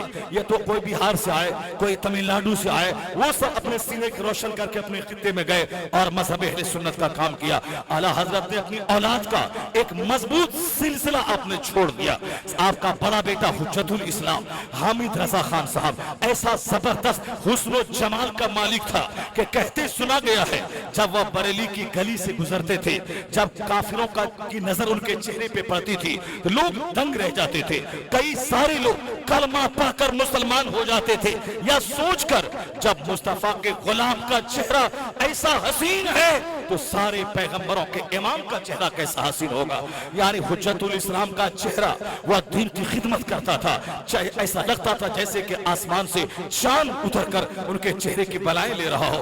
हुज्जतुल इस्लाम जबरदस्त आलिम दीन, इल्म फज़्ल का ऐसा पहाड़ थे कि लाहौर की सरजमीन पे मुनाजरा हुआ, हुज्जतुल इस्लाम वहां गए। हिंदुस्तान के अजमेर शहर में मुनाजरा हुआ, आला हजरत के बड़े बेटे हुज्जतुल इस्लाम उस शहर में आए। यानी बड़ा बेटा बहुत कम उम्र आपने पाया, लेकिन हुस्नो जमाल और शक्ल और फिर साहब कहे कि न शक्ल फजाहत से के अलावा इल्म फज़ल और मुनाज़रे से खिताब करके और चंद किताबों के हवाले से मजहब अहले सुन्नत का खिदमत करते रहे। उनका दूसरा छोटा भाई यानी आला हजरत का दूसरा बेटा मुफ्ती आज़म हिंद, जिन्हें हम मुत्तकियों का इमाम कहते हैं, वलियों का सरदार कहते हैं, जिन्हें हम सैयदुल मुत्तकीन कहते हैं। लोग कहते हैं इस जमाने में कोई मुत्तकी बता दिखा दे, मुफ्ती आज़म हिंद का तकवा छोड़कर जो सेठ के घर में गए थे कभी, वह सेठ बोलता है मेरे घर में तो हजारों आलिम आए, लेकिन हमने मुफ्ती आज़म हिंद जैसा मुत्तकी मैंने किसी को नहीं देखा। जो जहां बैठते थे आसपास के रहने वालों को मुस्तफा की सुन्नत सिखा जाते थे। जिन लोगों ने स्टेज पर मुफ्ती आज़म हिंद को देखा है उनका स्टेटमेंट है 50 घंटे की तकरीर एक तरफ, मुस्तफा रजा आला हजरत का छोटा बेटा वो जब स्टेज पे आके बैठ जाते थे, जहां तकरीरों से सीना न हिलता हो, मुफ्ती आज़म हिंद के चेहरे की एक झलक बेनमाजी को नमाजी बना जाती थी, फासिकों को मुत्तकी बना जाती थी। वो चेहरे का हुस्न था, वह सुन्नतों की पैरवी थी कि 91 साल की उम्र आपने पाई। उस 91 साल की उम्र में जो आपने दीन की तबलीग आपने की है, यानी 30-30 किलोमीटर दूर पैदल चलकर, तांगे पे बैठकर, बाइक से चल के, बैलगाड़ी पे चल के आपने जो फितनों का मुकाबला किया है, आर्याई समाज का फितना आगरा इलाके में मुफ्ती आज़म हिंद ने उसको दबाया, उन पंडितों से मुनाजरा किया, अपनी करामत दिखला के उस फितने को दबाया, शुद्धिकरण आर्याई समाज के उस फितने को आपने दूर फरमाया। बिहार का वो इलाका आज तक गवाह है जहाँ एक बार मुफ्ती आज़म हिंद का कदम पड़ा था, आज 50 साल तक के लिए सुन्नियत पूरे खित्ते में महफूज हो गई थी। लोग कहते हैं उड़ीसा में मुफ्ती आज़म हिंद एक बार गए थे, संबलपुर का इलाका था, हाफिज मिल्लत के मुरीदों का इलाका था, मुफ्ती आज़म हिंद का गुजर उस इलाके से हुआ, एक सैलाब इंसान का आ गया, कहा हुजूर अपने सिलसिले मुझको दाखिल फरमा लीजिए। मुफ्ती आज़म हिंद का सीना इतना बड़ा था, आपने कहा कि मैंने आपकी मोहब्बत की कदर की, हमने आपके लिए मैंने आपके लिए दुआएं दी, लेकिन आप लोग मुरीद हाफिज मिल्लत से हो जाइएगा, ये इलाका उनका है, आप लोग उनसे मुरीद हो जाएंगे। वो बार बार इस इलाके में आते हैं। मुफ्ती आज़म हिंद ने मुरीद नहीं की उस इलाके में, कहा हाफिज मिल्लत का इलाका है, ऐसा आपका सीना कुशादा था। आज तो बंबई की गली गली में 1 लाख आबादी है तो 1 लाख पीर साहब है। एक मुरीद को लोग तलाश करते हैं कि 2-4 मुरीद तलाश करते हैं, मिल जाए ताकि मुरीद के घर में साल में 2-4 बार आना जाना हो, और फिर मुरीद का नजराना हो, और फिर वो हमारे पास ऐसी कार हो, बाल बच्चे का काम चलता रहे। बेटी जीन्स से पहन रही है, ये मुरीदों को दीन सिखलाने आ गए हैं। बेटा दाढ़ी मुंडा रहा है, ये मुरीदों को दीन सिखलाने आए हैं। मुरीद उनका दामन थाम के बोले बाबा पहले अपने बेटी से जीन्स छोड़वा दे, अपने बेटे के चेहरे पे दाढ़ी का नूर चमका दे। जो अपने बेटे को हुसैन का गुलाम न बना सका, वो अपने मुरीदों को क्या गुलाम बना पाएगा? जो अपनी बेटी को फातिमा ज़हरा की कनीज नहीं बना पाया, वह दूसरों को क्या कनीज बना पाएगा? इसलिए कभी को इधर सिफली अमल करने वाले पीर को कभी खातिर में मत लाना, बल्कि जब भी किसी से मुरीद होना या देख लेना शरीयत पे खरा उतरता है या नहीं, जो मुस्तफा की सुन्नत को गले से लगाए वही हमारा पीर होगा, वही हमारा मुर्शिद होगा।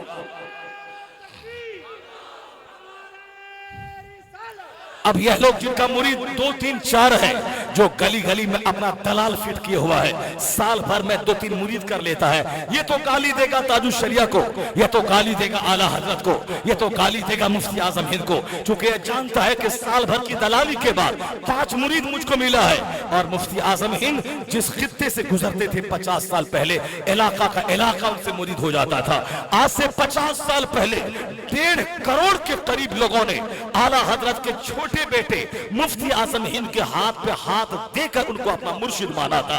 ये आज से 50 साल पहले की बात है। और जब आज आबादी बढ़ती गई, आबादी आगे बढ़ती गई, आबादी का सिलसिला दराज होता चला गया, तो आज लोग गाली देते हैं ताजुश शरिया को, क्योंकि वो जानते हैं कि हम 1 साल अपने मुरीदों के जरिया, एजेंट के जरिया मेहनत करवाया तो 5 आदमी मुरीद हुआ। और ताजुश शरिया के बारे में पता चलता था, वह एयरपोर्ट पे आए हैं, वह रेलवे स्टेशन पे आए हैं, वहां हजारों लोग मुरीद हो जाते थे। वह गोवा शहर में आए हैं, 3 लाख का मजमा जमा हो गया। बिहार में आने की खबर पोस्टर में छपी, 6 लाख का मजमा जमा हो गया। अफ्रीका में आने की खबर छपी, वह हजारों का मजमा जमा हो गया। उत्तर प्रदेश में लाखों के मजमे को मुरीद कर रहे हैं। मैंने अपनी आंखों से आज से 25 साल पहले देखा कि 50,000 से ज्यादा का मजमा था। लोग एक दूसरे की पीठ पर हाथ देकर उनसे मुरीद हो रहे थे, यानी ने ये गली कूचे का झोला छाप भी, ये अगर 50 साल में 50 लोगों को मुरीद करें, और अख्तर रजा एक एक जलसे में 50-50 हजार को मुरीद करते थे, 1-1 लाख को मुरीद करते थे। जाहिर सी बात है शरीयत के खिलाफ जो कदम उठाएगा उनको उनका मुरीद ही भूल जाएगा, और जो शरीयत का चेहरा चमकाएगा वो मेहनत ना भी करे तो करोड़ों दिनों में अल्लाह उसकी मोहब्बत अता फरमा देगा। शरीयत का जो काम करेगा, शरीयत की जो खिदमत करेगा।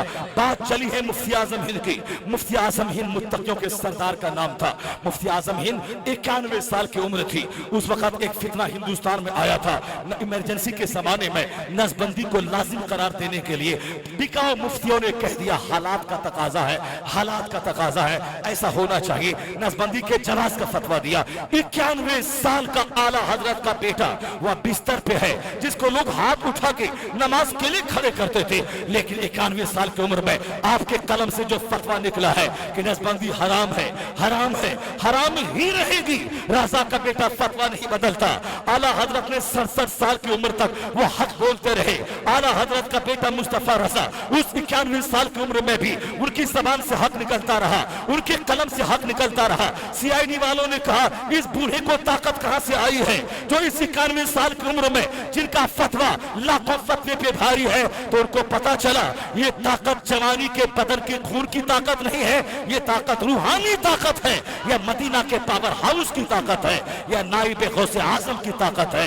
आला हजरत अपने जमाने के नाइब गौसे आजम, मुफ्ती आजम हिंद अपने जमाने की मुफ्ती अब नाइब गौसे आजम, बरेली का नवाब राहत जान साहब, मैं उसकी अकीदत को सलाम करता हूँ कि बंबई का नवाब तो ताज होटल को आबाद करता है, बिहार का नवाब तो पैसा लेके बंबई में आके मस्ती करता है, उत्तर प्रदेश के दूसरे नवाब वो पैसों को बेंगलोर शहर में ले जाके एक रात तवाइफों के डांस पे खर्च करता है, नापाकों का पैसा नापाक रास्ते में। लेकिन वो पैसा कितना मुबारक था। बरेली का नवाब राहत जान जो मुर्शिद की तलाश में पैसा खर्च करके बगदाद पहुंच गया है ताकि गौसे आजम के नाइब से मैं मुरीद हो जाऊं। कई दिन तक बगदाद की गली में घूमता रहा मगर कोई नाइब गौसे आजम नहीं मिला। इसी परेशानी के आलम में सोया था।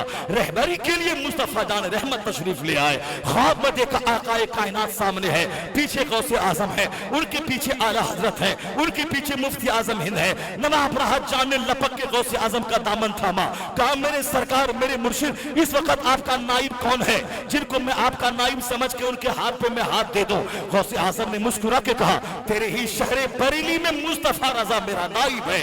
अल्लाह समद। नवाब राहत जान की नींद टूटी। वह बगदाद मोहल्ला पे गौसे आजम की कब्र अनवर पे आखिरी सलाम पेश किया। फिर वह हिंदुस्तान के लिए रवाना हुए। हिंदुस्तान शहर बरेली गए, अपने घर में सामान फेंका, सीधे मोहल्ला सौदागरान गया। मुफ्ती आजम हिंद अपनी खानका में बैठे थे। जब नवाब राहत जान साहब आए, सरकारी मुफ्ती आजम हिंद आला हजरत के छोटे बेटे ने मुस्कुरा के उनको देखा और कहा कहिए नवाब साहब, कहां कहां घूमे, क्या क्या देखा, कहां कहां घूमे, क्या क्या देखा। नवाब राहत जान ने कदमों पे सर रख दिया, कहा बाबा जो घूमना था घूम लिया, अब हाथ बढ़ाइए गुलामी में दाखिल फरमा लीजिए।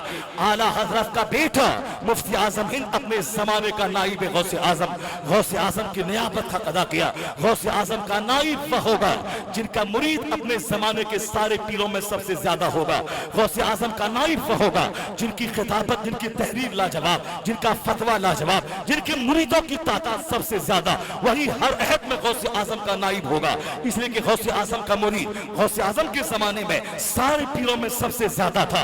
और गौसे आजम का नाइब वह होगा जिनकी खिदमत हमागीर होगी, जिनकी खिदमत आलमगीर होगी, जिनके पास मुरीदों का एक बहुत बड़ा तबका होगा जो कभी तकरीर करके दिन का काम करे, जो कभी किताब लिख के दिन का काम करे, जो मुरीद करके दिन का काम करे। यानी वो शख्स होगा जो गौसे आजम का नाइब, जिनकी तकरीर लाजवाब, जिनकी तहरीर लाजवाब, जिनकी बैतो इरशाद लाजवाब, जिनके हाथ पे तौबा करने वालों की तादाद सबसे ज्यादा लाजवाब, यानी अपने अहद का करीम शख्स होगा जिनमें ये सारी क्वालिटीज पाई जाएंगी। मुफ्ती आजम हिंद आला हजरत ने ऐसा बेटा छोड़ा जो 91 साल की उम्र तक मजहब अहले सुन्नत का काम किया। ना अपने मकान बनाने की फिक्र की, ना अपनी गाड़ी खरीदने की फिक्र की, बस मुसीबतें उठाकर, नमक रोटी खाकर, सिंपल कपड़ा पहन के दिन का काम किया। रजा के बेटे ने धूम मचा दी हिंदुस्तान भर में, हिंदुस्तान के बाहर भी। यानी जो मिशन आला हजरत का था, जो मसलक था, उसमें 4 चांद लगा दिया मुफ्ती आजम हिंद ने।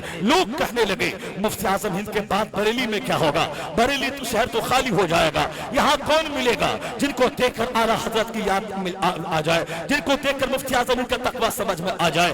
कुदरत का एक इंतजाम था कि जिस खानका से मसलक का काम होगा वो खानका कभी खाली न रहेगी।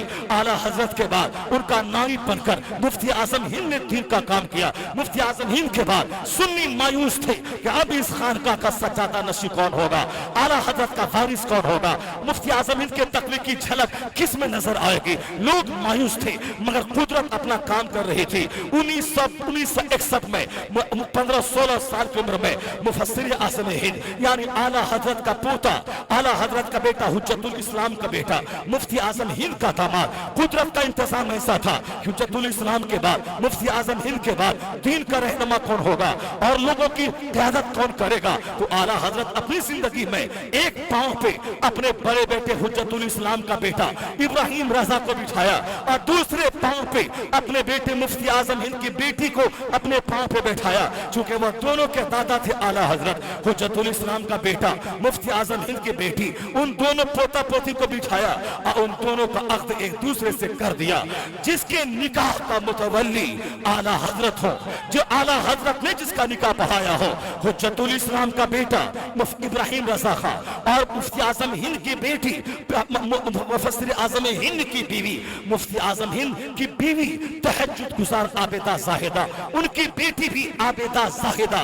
जब माँ का तकवा लाजवाब हो और जब बाप का इल्म और तकवा लाजवाब हो, औलाद असीमुशान तो पैदा होती ही होती है। गौसे आजम का बाप ऐसा लाजवाब था जिन्होंने एक मामूली खता के बदले में 12 साल तक रखवाली की नौकरी की और लूली लंगड़ी अपाहिज बेटी लड़की से निकाह करने पर आमादगी का इजहार किया ताकि दुनिया की तकलीफ दुनिया में रह जाए, अल्लाह के सामने मैं बेताक होके जाऊं। जब माँ इसी लाजवाब कि जिसको जबान की गोंगी बाप कह रहा है, यानी जबान से खिलाफ हक बात नहीं बोली है इसलिए ये गोंगी है, हाथ से कोई गुनाह का सुदूर नहीं हुआ है इसलिए ये लूली लंगड़ी है, यानी माँ इसी लाजवाब, ना जबान में खता की, ना आंख ने खता की, ना हाथ और पाँव ने खता किया, और बाप ऐसा लाजवाब जो रात में इबादत और दिन में जिहाद करे। और दोनों की जब शादी हुई है, उन दोनों के मिलन के बाद जब बच्चा पैदा हुआ है, जब बाप माँ लाजवाब हो तो बेटा बेटा बेटा बेटा गमार नहीं, बेटा बेटा गमार नहीं पैदा होता, बेटा बेटा नाफरमान नहीं पैदा होता, बेटा फिल्म एक्टर ही पैदा होता। जब माँ बाप तकवा के आला मेयार पे फाइज हो, उन दोनों के मिलने के बाद जो बेटा जन्म लेता है वह क़यामत तक के वलियों का सरदार अब्दुल कादिर जिलानी पैदा होता है। मुत्तकी बाप की औलाद मुत्तकी पैदा होती है। बाप ऐसा लाजवाब है कि मुफस्सिर आज़म हिंद हो, माँ इसी लाजवाब है मुफ्ती आज़म हिंद की मुत्तकिया बेटी हो, और दादा ऐसा लाजवाब कि हुज्जतुल इस्लाम हो, नाना ऐसा लाजवाब कि मुफ्ती आज़म हिंद हो, परदादा ऐसा लाजवाब कि आला हजरत हो, पर नाना ऐसा लाजवाब कि आला हजरत हो। यानी माँ बाप दोनों की तरफ से यह ब्लड पहुंचता है आला हजरत तक, मुजद्दिद आज़म तक। नाना लाजवाब हुज्जतुल इस्लाम, दादा लाजवाब मुफ्ती आज़म हिंद, माँ लाजवाब इबादत गुजार तहज्जुद गुजार, बाप लाजवाब मुफस्सिर आज़म हिंद। यानी इन मुकद्दस अफराद की औलाद बनकर उसकी गोद में जो सितारा चमका था, उसी तारे का नाम अख्तर रज़ा खां अज़हरी है दुनिया में।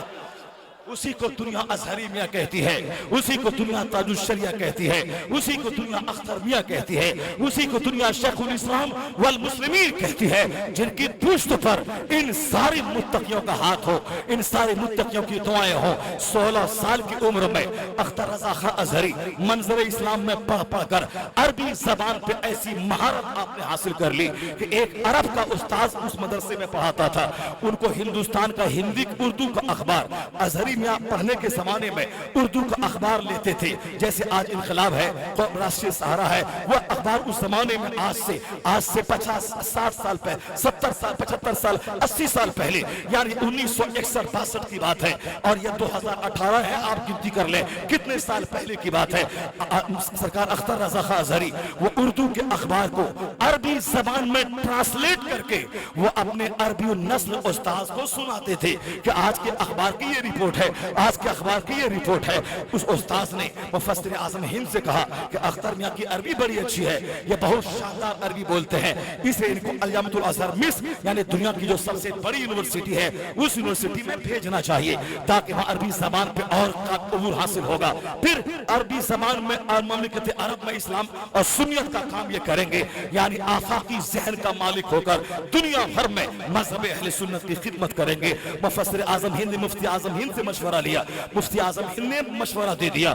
1961 میں اختر رضا خان ازہری مصر چلے گئے، وہ ہندوستان کے تھے، ہندی خاندان میں پیدا ہوئے تھے یعنی پٹھان خاندان میں، اور الجامعۃ الازہر مصر دنیا کی سب سے بڑی عربی یونیورسٹی جہاں فزکس بھی عربی میں، کیمسٹری بھی عربی میں، میتھمیٹکس بھی عربی میں، جیسے ہندوستان میں انگلش میڈیم اسکول ہوتا ہے وہاں بایولوجی بھی تو انگلش میں، میتھمیٹکس بھی تو انگلش میں، ہسٹری بھی تو انگلش میں، جغرافی بھی انگلش میں، وہی حال الجامعۃ الازہر مصر کا ہے، یعنی وہاں کوئی بھی شعبے کی کتاب ہو وہاں سب کتابیں عربی زبان میں، جغرافی عربی میں، تاریخ عربی میں، علم طبیعیات عربی میں، کیمسٹری علم کیمیا عربی میں، یعنی وہاں عرب کے ہی بچے زیادہ پڑھتے ہیں، امریکہ یورپ کے بچے گنتی کے، ہندوستان کے بچے بھی 100-200، پاکستان اور دوسرے ملکوں کے بچے بھی مختصر تعداد میں، میجورٹی یعنی 70% بچے اسی مملکت عرب کے وہاں پڑھتے ہیں۔ ان عربی دانوں کے بیچ میں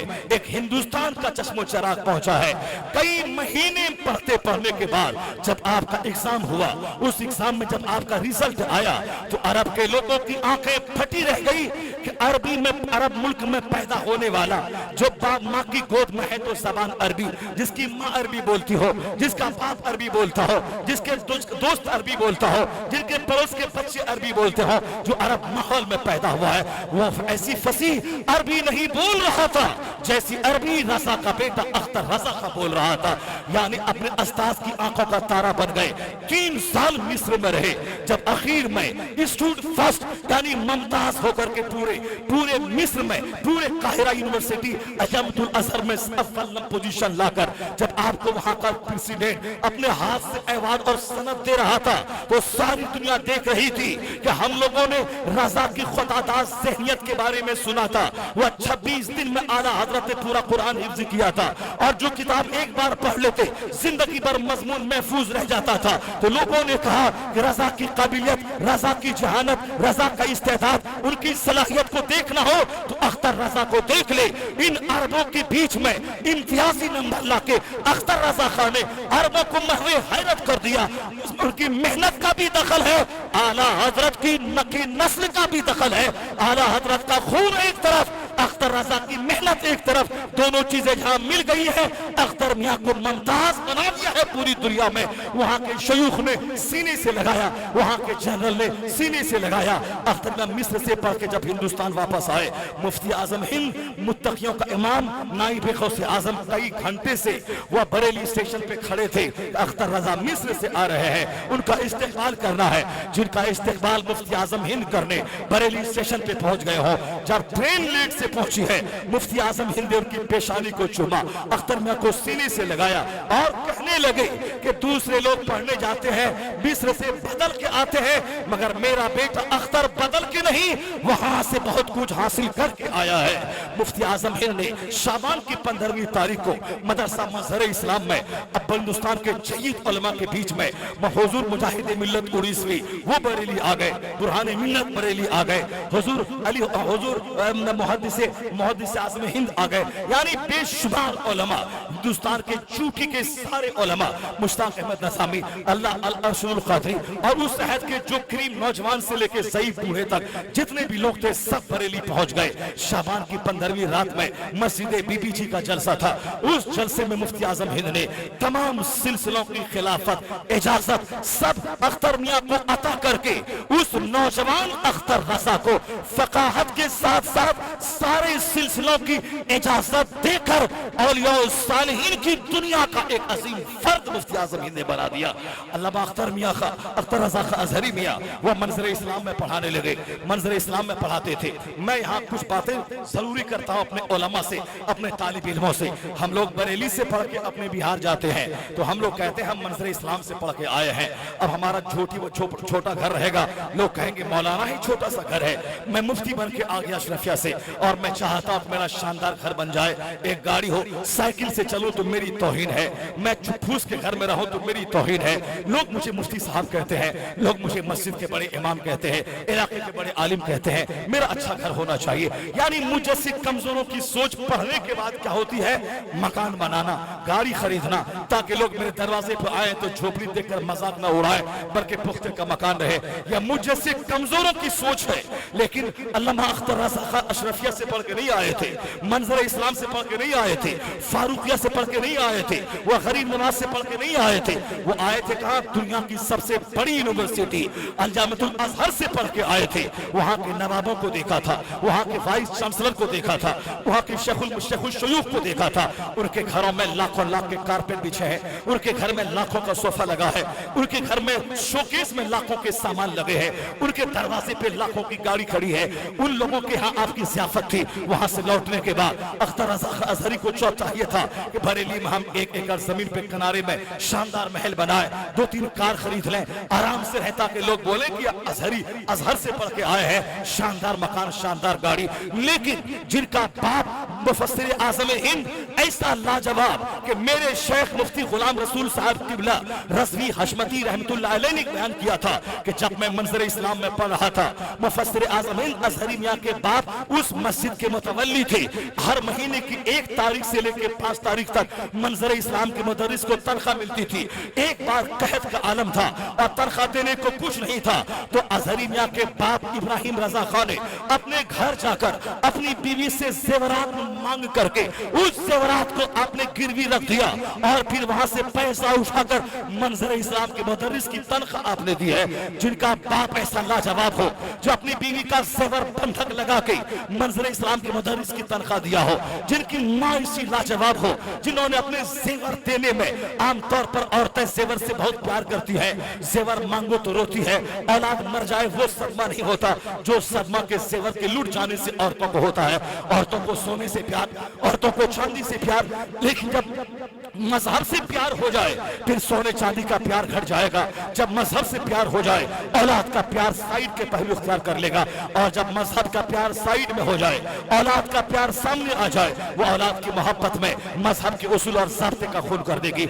एक ऐसी खातून जिन्होंने और ज़ेवरात को देने में कोई झिझक महसूस न किया हो, वह अख्तर रज़ा खान उसी माँ का बेटा था, मुफस्सिर आज़म हिंद का बेटा था, जिनके बाप, जिनकी माँ की कुर्बानी ये रही है। अज़हर से लौटने के बाद ना तो घर बनाने का प्लान लेके आए हैं, ना कार खरीदने का प्लान लेके आए हैं। मंज़र इस्लाम में चंद दिन आपने दर्से बुखारी दिया, उसके बाद मुफ्ती आज़म हिंद ने अपने नवाज से अख्तर मियां की आंखों में आंखें डालकर कुछ कहा कि अगर बरेली में तू पढ़ाएगा तो बरेली में चंद बच्चे तुझसे बुखारी पढ़ेंगे, ये तालिब इल्म तुम्हारा एहसान मानेंगे, लेकिन ये कई करोड़ ये मुस्तफा की भोली भाली भेड़े हैं, पूरे हिंदुस्तान में ये भेड़े फैले हुए हैं, उन पर देवबंदियत का हमला, कादियानियत का हमला, वहाबियत का हमला, तबलीगियत का हमला हो रहा है। इन भोली भाली भेड़ों के ईमान का तहफ़्फ़ुज़ कौन करेगा, उनकी हिफाजत कौन करेगा? अख्तर मियां, ये बरेली में रहने का वक्त नहीं है। कभी महाराष्ट्र जाकर, कभी गुजरात जाकर, कभी राजस्थान जाकर, कभी बिहार जाकर ये खिदमत करने का वक्त है। मिस्र से लौटने के बाद ना मकान का प्लान लेके आए, ना गाड़ी का प्लान लेके आए, उसी पुराने घर में रहकर एक प्लान है मसलक के आला हजरत की धूम मच जाए। धूम मचाने के लिए तो 2 ज़राए सबसे बड़ा जरिया है, 3 ज़राए। एक ज़राए तो यह है कि दर्स व तदरीस का सहारा लिया जाए, एक है कि तकरीर का सहारा लिया जाए, एक जरिया है किताबों की तहरीर का जरिया सहारा लिया जाए, और एक चौथा जरिया है कि बैतो इरशाद के जरिया लोगों को मुरीद करके और उनको बदअकीदगी से बचाया जाए। अख्तर रज़ा अज़हरी ने इन चारों रिसोर्सेज का इस्तेमाल किया। बरेली से निकल पड़े, कभी स्टेशन पे समोसा खाकर, कभी रोटी खाकर, कभी भूखा रहकर, कभी फ्लाइट से चलकर, कभी ट्रेन से चलकर। आज से 50 साल पहले आंख बंद करके देखिए, जिस वक्त बंबई के बहुत बड़े बड़े सेठों के पास उतने पैसे नहीं थे कि 80 लाख की कार अख्तर रज़ा अज़हरी को गिफ्ट दे दे, उनके पास उतने पैसे ना थे कि बंबई में एक फ्लैट खरीद कर ताजुल शरिया के रहने के उसका इंतजाम कर दे। आज से 60 साल पहले उस जमाने में उतनी वुसअत तो सकत ना थी। अगर सकत होती तो अजरी मियां के बाप को अपनी बीवी के जेवरात को बंधक न देना पड़ता। वह फोन कर देते बरेली से एक सेठ 1 लाख का चेक भेज दिया होता। वह जमाना ऐसा था, माली वसाइल की उनकी महदूदियत थी। उस वक्त मादियत की कमी, वो पैसों की इफरात और फरावानी नहीं थी। उस जमाने का यह हाल है। अख्तर रजा खां अजहरी जवानी के दिनों में मुहर्रम के मौसम में आ गए जामनगर गुजरात। 10-10 दिन की तकरीर हो रही है, मसला के आला हजरत पर खिताब हो रहा है। अहले सुन्नत का चेहरा चमका रहे हैं, कभी गुजरात में, कभी राजस्थान में, कभी बंबई में। आज से 25 साल पहले मैंने एक तकरीर सुनी थी पटना बिहार की राजधानी में, जब आप 1 घंटे का खिताब, ऐसा जोरदार खिताब किया था। आमतौर पर आज लोग कहते हैं मौलाना शहरियार तुम 2-2, 2.5 घंटे रवानी के साथ बगैर स्टॉप के तुम खिताब करते हो, क्या तेरा सीना हिलता नहीं, क्या तेरा सीना फटता नहीं, क्या तुम थकते नहीं, आखिर ऐसी ताकत कहां से लाते हो? मैंने अख्तर रजा खां अजहरी को आज से 30 साल पहले पटना में देखा था, हाथ में असा, सर पे अमामा, और आप खड़े होकर खिताब कर रहे थे। ऐसा लग रहा था कि एक शेर है जो गरज रहा है, एक बिजली है जो कड़क रही है। आज तक मैं उस तकरीर को भूल नहीं पा रहा हूं और लगता था कि जैसे मेरा सीना सूल के फट जाएगा। लेकिन वो आला हजरत का जवासान शहजादा 1 घंटे का खिताब करके 50 साल के लिए पटना की सुन्नियत को महफूज कर दिया। ऐसा जबरदस्त खिताब आप लोगों ने भी खिताब सुना होगा। वो तो आपने बाद के जमाने को देखा है, जब कसरत से सफर करने की वजह से, रात और दिन सफर करने की वजह से जब शुगर का हमला हुआ, बीनाई कमजोर होने लगी, हाथ पांव की ताकत जवाब देने लगी। ये आखिरी अय्याम थे। लेकिन वो जवानी के दिन में जबकि लगातार 30-30 दिन खिताब हो रहा है, दिन में सफर हो रहा है, रात में तकरीर हो रही है, फिर हजारों लाखों के बीच में उनको मुरीद कर रहे हैं। यानी वो काम जो सेहत के लिए अच्छा नहीं था, मगर आपने सेहत को दांव पे लगा के यही सोचते हुए कि एक आदमी भी अगर बैत से छूट गया, अगर वह बदअकीदे की झोली में चला गया, यह बहुत बड़ा सुन्नियत का खसारा होगा। कोई छूटने नहीं पाए, मसलक के आला हजरत का पैगाम आम हो जाए। कोई 50 घंटे तकरीर करके मजहब का काम करता है, कोई एक झलक दिखला के मजहब का काम करता है। अख्तर मियां जब शहर से गुजरते थे तो काफिरों की गाड़ियां रुक जाती थी, उनके चेहरे पे निगाहें टिक जाती थी। लोग कहते थे ये जमीन का चांद है, ये आसमान का चांद के चेहरे पे आ गया है। आप अमेरिका की गली से गुजरते थे, वहां के यहूदी नसरानी चेहरा देख देख कर इस्लाम से करीब आते थे। तो वही की सरजमीन गवाह है। अभी मैं 10 दिन में 9 तकरीरें करके तो वही से जब मैं लौटा था, लोगों ने कहा आज से 30 साल पहले ताजुल शरिया यहाँ आए थे। वहां का मुदीर औकाफ यानी वक्फ कमेटी का जो मुदीर था, ऑफिसर, वहां के वहाबी आलिमों को जमा किया और अख्तर रजा खां अजहरी से कहा कि आप इनके सामने अहले सुन्नत का मौकिफ रखिए। ताजुल शरिया ने खड़े होकर जो मसला के अहले सुन्नत के बारे में अरबी जबान में वो शानदार खिताब आपने किया था, तो वो मुदीर औकाफ यानी मिनिस्टर ऑफ वक्फ, उन्होंने वहां के वहाबी आलिमों से कहा जवाब दो अख्तर रजा खां की बात का, जवाब दो इसकी बात का। वहाबी आलिमों से बात नहीं बन पाई। अख्तर रजा खां की तकरीर दुबई में 50 साल के लिए सुन्नियत को महफूज कर गई। वहाबियों का सीना हिल गया जब उन्होंने अरबी जबान में खिताब किया था। तो लोगों ने महसूस किया कि मिस्र भेजने का अल्लाह के उस वली का फैसला यह हुआ कि अरब ममालिक में मसल के आला हजरत की धूम मचने लगी। आपने अरबी जबान में एक किताब लिखी है, कसीदा बुर्दा शरीफ, मौलाया सल्ली व सल्लिम दाइमन अबदन अला हबीबिका खैरुल खल्क़ कुल्लिहिम। वो कसीदा जो इंटरनेशनल कसीदा, आफाकी कसीदा, अरब ममालिक में कसरत से वो कसीदा पढ़ा जाता है। अरबी जबान के बारे में कहा जाता है अरबी मुअल्ला है वो, यानी हाई क्लास की जबान उसमें इस्तेमाल की गई है। जैसे उर्दू जबान है एक सिंपल जबान, एक मिडिल क्लास का जबान, एक हाई क्लास की जबान यानी आला किस्म की जबान, जिसे उर्दू मुअल्ला कहते हैं, अरबी मुअल्ला कहा जाए। वो जबान इस्तेमाल की गई है किसमें? कसीदा बुर्दा शरीफ में। मुझ जैसा छोटा मौलवी जब उस कसीदे को पढ़ता है तो हम लोग दंग रह जाते हैं, क्या अरबी जबान का इस्तेमाल हुआ है। अरबी जबान की किताब को समझना, फिर उसकी शरह, उसका एक्सप्लेनेशन अरबी जबान में लिखना, عربی زبان میں نحوی تحقیق، صرفی تحقیق، لغوی تحقیق، فنی تحقیق، یعنی جب آپ وہ کتاب پڑھیں گے ایسا یقین نہیں آئے گا وہ کتاب کسی ہندوستان کے کسی فرد نے لکھی ہو، یہی کہیں گے یہ مصر کا وائس چانسلر لکھا ہے، مدینہ یونیورسٹی کا شیخ الشیوخ لکھا ہے، لیکن جو کارنامہ ہندوستان کا کوئی عالم انجام نہ دیا اس عربی قصیدے کی شرح عربی زبان میں لکھ کر اختر رضا نے عربی دانی کا حق ادا کر دیا ہے۔ آج تک وہ کتابیں موجود ہیں، کوئی ایسے ہی نہیں وہ جاہل قسم کے چپنڈو قسم کا مولوی یا جاہل قسم کا پیر جو اختر میاں کو حسد میں گالی دیتا ہے، اپنا چہرہ بھی دیکھ لے، وہ اپنے علم کو بھی جھانک کے دیکھ لے، جو جاہلوں کا سردار جو فارسی کی پہلی نہ پڑھا پائے، جو میزان الصرف نہ پڑھا پائے، جو نحمیر نہ پڑھا پائے، یہ چلا ہے اختر میاں پہ حملہ کرنے۔ ہاں جاہل مریدوں کو گواروں کو الو بنا کے نذرانے اینٹھ لینا یہ آسان ہے، لیکن عالموں کا دل جیتنا، پڑھے لکھوں کے درمیان میں علمی دھاک بٹھا کے ان کی محبت خریدنا یہ ان جاہلوں کا مقدر نہیں ہے جنہوں نے 10 کروڑ کے قریب لوگوں کو اپنے ہاتھ پہ ہاتھ دے کے مرید ہونے کا موقع دیا، لاکھوں عالم جن کے پاؤں کے چومنے کو اپنے لیے قابل فخر سرمایہ سمجھا۔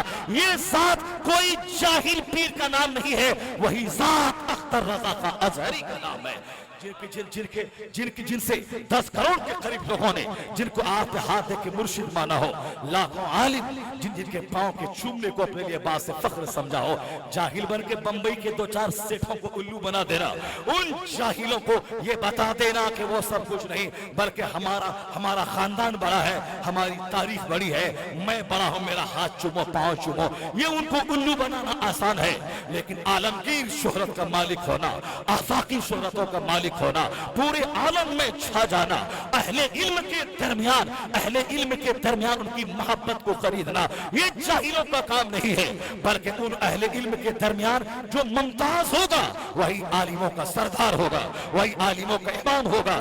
اس لیے اختر رضا کا کو تاج الشریعہ کہا گیا، اہل شریعت کا تاج ہے، ان کے قد کا کوئی عالم ہندوستان میں دور دور تک نہیں ملتا، ہندوستان سے باہر بھی نہیں ملتا۔ ایک تو علم قصبی بھی ہے اور ایک علم وہبی، علم لدنی بھی ہے۔ محدث کبیر جیسا عالم دین جو اشرفیہ کا پرنسپل رہا ہو، وہ جلدی کسی کی عزت و عظمت کو تسلیم نہیں کرتے، جن کے پاس علم کی گرمی ہے، جن کے پاس بے شمار علوم ان کے سینے میں ہے، وہ جلدی کسی کا ہاتھ چھوم لے، ان کی پیشانی کو بوسا دے، ایسا نہیں ہوتا ہے۔ ہندوستان کی سب سے بڑی یونیورسٹی الجامعۃ الاشرفیہ کے وہ پرنسپل رہ چکے ہیں، وہ جب بھی ازہریہ کے سامنے بیٹھتے تھے تو ایسا بیٹھتے تھے جیسے ایک غلام اپنے مالک کے سامنے بیٹھا ہے، ایک شاگرد اپنے استاد کے سامنے بیٹھا ہے۔ اتنا بڑا محدث کبیر، کبیر کا معنی ہی بڑا ہوتا ہے، محدث کبیر بڑا محدث۔ ہند پاکستان میں ان کو محدث کبیر کا ٹائٹل دیا گیا تھا، ان کی حدیث دانی کو دیکھ کر محدث کبیر اکثر بیان کرتے تھے۔ مفتی حسن رضا نوری کے حوالے سے وہ اکثر بیان کرتے تھے کہ میں نے اپنی آنکھوں سے جو چیز میں نے دیکھی میں اس کو بیان کرتے ہوئے تھکتا نہیں ہوں۔ وہ کیا ہے، یورپ کا سفر تھا، یورپ کے ایک سفر میں ایک جلسہ تھا، سامنے انگریزی داں موجود تھے سامعین، اختر رضا خان ازہری تاج الشریعہ وہ اسٹیج پر کھڑے ہو کے خطاب فرما رہے تھے۔ خطاب اردو زبان میں آپ نے شروع کی۔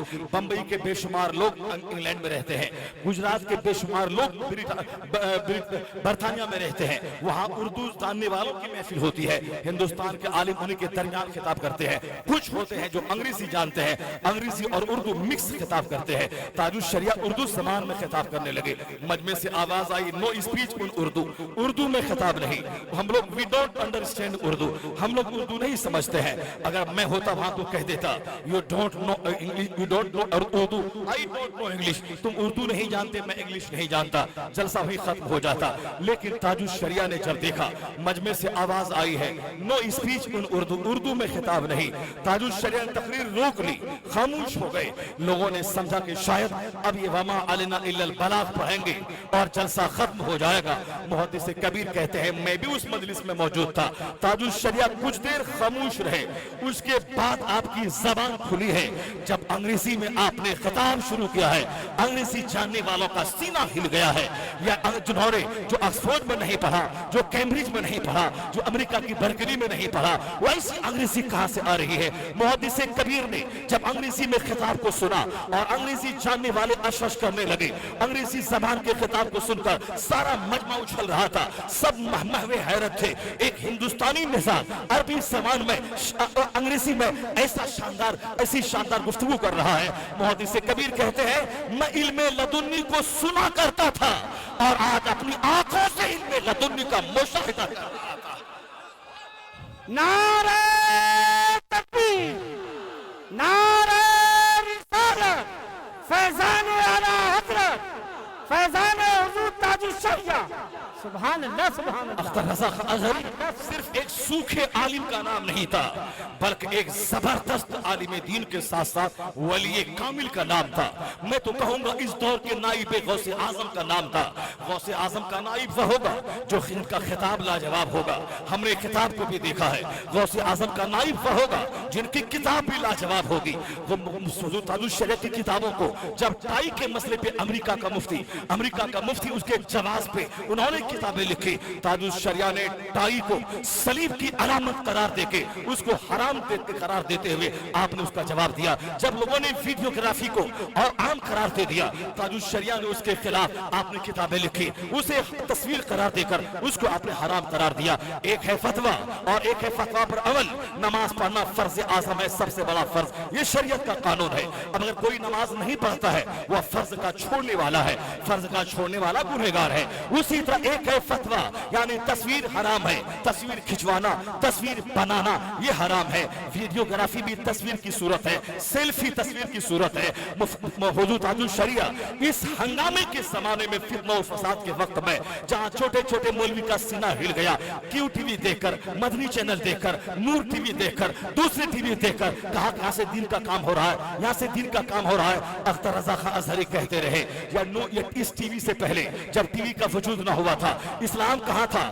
عرب کے درجنوں ممالک میں, امریکہ کے ممالک میں, افریقہ کے صحراؤں میں, آسٹریلیا میں, ساری دنیا میں اسلام تھا, سنیت تھی. مسلک اعلیٰ حضرت کی دھوم دنیا میں مچی. وہ کون ٹی وی تھی اس وقت, کون تصویر تھی اس وقت, کون سی ٹی وی کا پروگرام چل رہا تھا؟ جب مسلک اعلیٰ حضرت 200 سے زائد ممالک پہ پہنچ گیا, بغیر ٹی وی کے پہنچ گیا, پھر ٹی وی کا سہارا تم کو لیتا ہے, تصویر کا سہارا تو لیتا ہے. جب سے وہ نیٹ کا سہارا لیا گیا اس وقت سے علم کے حاصل کرنے کے بعد سینے میں غرور پیدا ہو رہا ہے.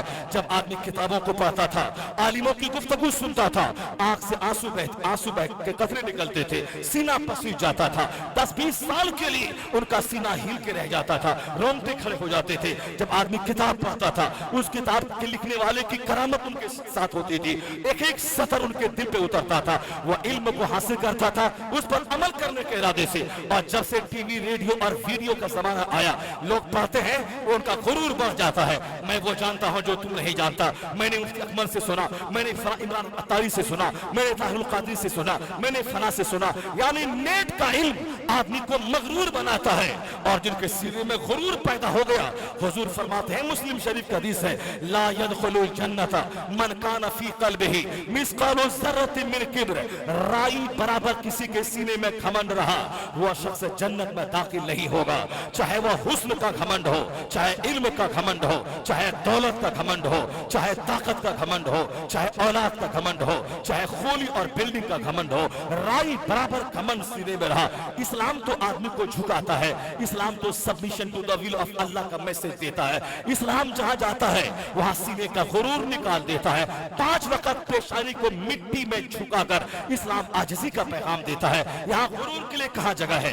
اس لیے ایک ارب پتی مسجد میں چپل جہاں کھولی جاتی ہے وہ جمعہ کے دن جب اس علاقے کا کوئی ارب پتی سیٹ جب موئنیا مسجد میں داخل ہو جائے اور مسجد ساری بھری ہو, چپل کھولنے کی جگہ پہ تولیہ بچھا کے وہ نماز پڑھتا ہے. اور اس کے گھر میں مزدوری کرنے والا وہ اگلی صف اگر پہلے آ گیا ہے وہ اگلی صف میں بیٹھ کے وہ نماز پڑھتا ہے. یہ ہے اسلام. یہاں جہاں مسجد میں داخل ہونے کے بعد نہ زمینداری کا غرور چلے گا. اسلام آدمی کے دل سے گھمنڈ مٹاتا ہے. اسلام عاجزی خاکساری کا پیغام دیتا ہے. اور جب عالموں کی عزت تھی, جب کتابیں پڑھی جاتی تھی, جب تقریر غور سے سنی جاتی تھی, اس وقت نہ علم کا گھمنڈ پیدا ہوتا تھا نہ دولت پہ غرور آتا تھا. لیکن جب سے عالموں کی عزت ختم ہو گئی, جب سے ہم نے مسجد کے امام کو نوکر سمجھنے لگا, جب سے ہم نے مسجد جلسے کے خطیب کو ہم نے چند سکے دے کر کے اس کا حق ادا کرنا سمجھ لیا, جب عالم کی محبت मोहब्बत सीने से घट गई, उसी दिन से गुफ्तगू की इज्जत भी खत्म हो गई। अब हमने नेट से और टीवी से हमने इल्म हासिल करना शुरू किया। अब वह इल्म घमंड पैदा करता है, ये आलिम क्या जाने गया जो मैं जानता हूँ, ये इमाम क्या जाने गया जो मैं जानता हूँ, ये मौलवी साहब क्या जाने गया जो मैं जानता हूँ। यहूदी की साजिश है कि आलिम और अवाम दोनों को अलग कर दिए जाए। इसी अलग करने का नतीजा 1000 साल की गवर्नमेंट स्पेन की यहूदियों ने लूट लिया, मुसलमानों से छीन लिया। मस्जिद करतबा है जहाँ लाखों लोग नमाज पढ़ते थे, पर आज मस्जिदें सूनी पड़ी हुई हैं। वही प्लान हिंदुस्तान के मुशरिकों का हिंदुस्तान को करतबा की मस्जिद, जामा मस्जिद को मस्जिद करतबा बना देने का है, हिंदुस्तान को स्पेन की तारीख दोहरा देने का है। इन लोगों ने झूठ जासूस सुना है कि आलिम कहता है जिहाद में चलो, ये करोड़ों मुसलमान जिहाद में निकल जाते हैं। आलिम कहता है कि टीवी कल्चर छोड़ दे, करोड़ों लोग अपने घर से टीवी निकाल के फेंक देते हैं। आलिम कहता है जींस से टी शर्ट निकाल के जला दे, इनके कहने पर इनकी बेटियां जींस टी शर्ट जला देती है। इनके कहने पर इनका 18 साल का आदमी चेहरे पे दाढ़ी रखकर मुस्तफा की सुन्नत सजा लेता है। इनका रहबर मस्जिद से जुमा को खिताब करता है, ईदगाह से खिताब करता है, जलसे से खिताब करता है। ये आलिमों को अपना मजहबी रहनुमा समझता है। आलिमों की इज्जत घटा दे, फिर ये मौलवी चिल्लाता रहेगा दाढ़ी के बारे में, मगर ये कौम आलिम की बात नहीं मानेगी, दाढ़ी मुंडाएगी। आलिमों की इज्जत घटा दे, ये मौलवी चिल्लाता रहेगा ये कुर्बानी सब पर वाजिब है, मगर वो बोलेगा अगले साल बाप के नाम से दिए थे, इस बार बाप के नाम से देंगे। ये मौलवी चिल्लाता रहेगा कि शादी ब्याह पटाखा छोड़ना ये फजूल खर्ची करना हराम है, और जब शादी में हराम दाखिल हो जाए वो शादी बरकत नहीं लाएगी, वो शादी निकाह खुला पे आगे जाके टूट जाएगी। ये मौलवी चिल्लाता रहे, और जब इज्जत उसकी निकल जाएगी वो मौलवी को चिढ़ा चिढ़ा के 5 सितारा होटल में बेटी की शादी करवाएगा और खूब आतिशबाजी करेगा, खूब नंगा नाच करवाएगा। आलिमों की इज्जत जब रहती है तो आलिमों के डर से गुनाह छोड़ा जाता है, आलिमों की हैबत से गुनाह छोड़ देता है। लेकिन जब ये मोहब्बत निकल जाएगी फिर आलिम चीखता रहेगा मस्जिद में, लोग बोलेंगे वो नौकर है, वो अपनी ड्यूटी अंजाम दे रहा है, वो हमारे लिए उन बातों पे अमल करना जरूरी नहीं है।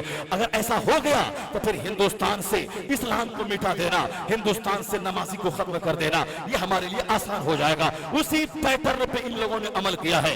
आज नतीजा हम देख रहे हैं, एक कोई तहरीक निकलती है, 2-4 साल तहरीक काम करती है, फिर तहरीक के नौजवान क्या बात करते हैं, जो काम मैं करता हूं मौलवी क्या करेगा, जो काम मैं करता हूं मौलवी क्या करेगा। अब अगर किसी ने मोहल्ले में 2-4 गरीब औरतों की शादी करवा दी, फिर वो अपने क्लब में बैठ के जब बात करता है, ये मस्जिद का इमाम 50 साल से वो क्या करेगा जो काम हम लोगों ने 2 साल में कर दिया है।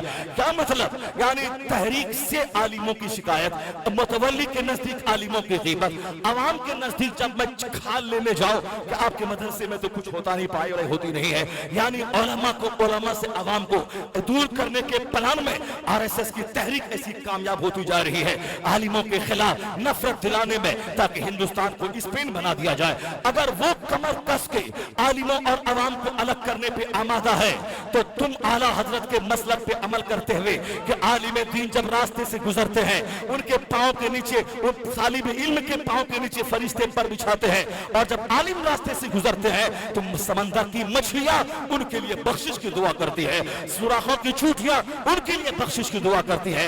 एक सुस्त काहिल आलिम एक्टिव इबादत गुजार पे गालिब और भारी हुआ करता है। फकीहुन वाहिदुन अशद्दु अला शैतान मिन अल्फि आबिद, 1000 इबादत गुजार के मुकाबले में एक आलिम भारी हुआ करता है। आलिम शरीयत का कानून बताता है, आलिम कुरान और हदीस की तशरीह और उसका तर्जमा सुनाता है, आलिम मुस्तफा से करीब करता है। दूसरे लोग क्रिकेटर और पॉलिटिकल लीडर से करीब करते हैं, आलिम मुस्तफा से करीब करते हैं। इसे तुम भी कसम खा ले, जब वो आलिम और अवाम को अलग करने पे तुला है तो तुम भी कसम खा ले, अब हमारी जिंदगी आलिमों से अलग नहीं, आलिमों से मिल के गुजरा करेगी। वो कफन बांध ले तो मैं भी कफन बांध लेता हूँ। मैं अपने वालिदैन से ज्यादा इज्जत उनको दूंगा जो मुस्तफा के दीन का काम करेगा, जो मुस्तफा के मजहब का काम करेगा। वालिदैन की इज्जत अपनी जगह, लेकिन जो मजहब का काम करता है, जो हमें दीन सिखाता है, जो हमें इंसानियत का पैगाम देता है, वह वालिदैन से ज्यादा काबिल इज्जत हो जाता है। कि वालिदैन जमीन मकान रोटी देता है, मगर उस्ताद हमें जन्नत से करीब करता है, मुस्तफा से करीब करता है। मैं आपसे कहना चाहता हूँ, बातें हमारी गुफ्तगू फैल गई, मगर अल्लाह के वलियों का चर्चा, अल्लाह के वलियों ने जो कुर्बानियां दी हैं, उन्हीं कुर्बानियों की एक झलक आप सरकार ताजुश शरिया के अंदर देख लें। उन्होंने मेहनतें करके, खिताब करके, किताबें लिख लिख कर उन्होंने जो सुन्नत का काम किया, आखिर दम तक आपने किसी के सामने झुक कर नहीं। लोग कहने लगे ये इनके फतवे में सख्ती है, सुन्नी मौलवी कहने लगे अब नॉर्मल होना होना पड़ेगा, फतवे में थोड़ी सख्ती छोड़नी पड़ेगी। लोग कहने लगे, कोई पाकिस्तान का मौलवी कहने लगा फतवे में शिद्दत है, बंबई का कोई इमाम कहने लगा फतवे में शिद्दत है। ये लोग कहने लगे कि अब इनकी शान घटती जा रही है, इनके मानने वाले घटते जा रहे हैं, इनके मानने वाले कम होते जा रहे हैं। पहले भिंडी बाजार में आए थे तो मस्जिद से बाहर तक खचाखच मजमा था, अब ये साहब फला फतवे में गिर गए, फतवा आपने शुरू कर दी, इसके खिलाफ उसके खिलाफ, ताहिर के खिलाफ, यहाँ के ज़हीर के खिलाफ फतवा देना शुरू कर दिया, इसलिए आपकी तादाद घटती जा रही है। मैं कहता हूँ नादान जालिम, तुमने कहा था कि तादाद घटती जा रही है, वह फकीर दुनिया से जाते जाते बतला गया कि 1500 साल के दरमियान लोगों ने इतना बड़ा जनाजा कभी ना देखा था। जो जनाजा लोगों ने अपनी आंखों से देखा था, जो शरीयत का काम करता है, जो बाल बच्चों के प्यार के सामने घुटने टेक कर गलत फतवा नहीं देता है, बल्कि वो मुस्तफा की शरीयत का काम करता है, चाहे कोई माने ना माने वो हक बोलता चाहता है, उनके मानने वालों की तादाद घटती नहीं है। ज़ाहिरी जिंदगी में मानने वाला जमा हो गया, इसमें चापलूसी का दखल तो हो सकता है, मगर विसाल के बाद अगर 100 लाख के करीब लोग अगर बरेली जमा हो गए, उसमें दलाली का दखल नहीं, उसमें खालिस रूहानियत का दखल है कि जो मजहब का काम करेगा बातें विसाल दुनिया भूलेगी नहीं, बल्कि पलके बिछाकर उसके जुलूस को रवाना करेगी। नारे तकबीर, नारे रिसालत, फैजान हुजूर ताजुश्शरिया हजरत अल्लामा मौलाना मुफ्ती शहरियार साहब किबला। सुभान अल्लाह। A man who dedicates his life for the sake of Allah, जो अपना जीवन अल्लाह के लिए समर्पित कर देता है, अल्लाह उसको इज्जत देता है, मकबूलियत देता है। यही बंबई की सरजमीन गवाह है। उस वली कामिल की बातों को, बहुत सारी बातों को आप सुनते हैं। जोगेश्वरी ईस्ट इलाके में हमारे मास्टर अब्दुल मजीद भाई वो इस तरह से मौजूद है, वहाँ से आए हैं। आज से 10 साल पहले वहाँ लगातार 10 साल से बिल्कुल जवानी की उम्र में, यानी 20-5 साल मेरी उम्र थी, अभी तो 48 साल उम्र हो गई। उस जमाने में वहाँ लगातार 10-12 साल मेरी तकरीर झोपड़पट्टी इलाके में लगातार 10-12 साल एक स्टेज पे हुई है। मास्टर मजीद साहब के घर में ही 10 साल तक मैं ठहरा हूँ, वो अभी आए हैं।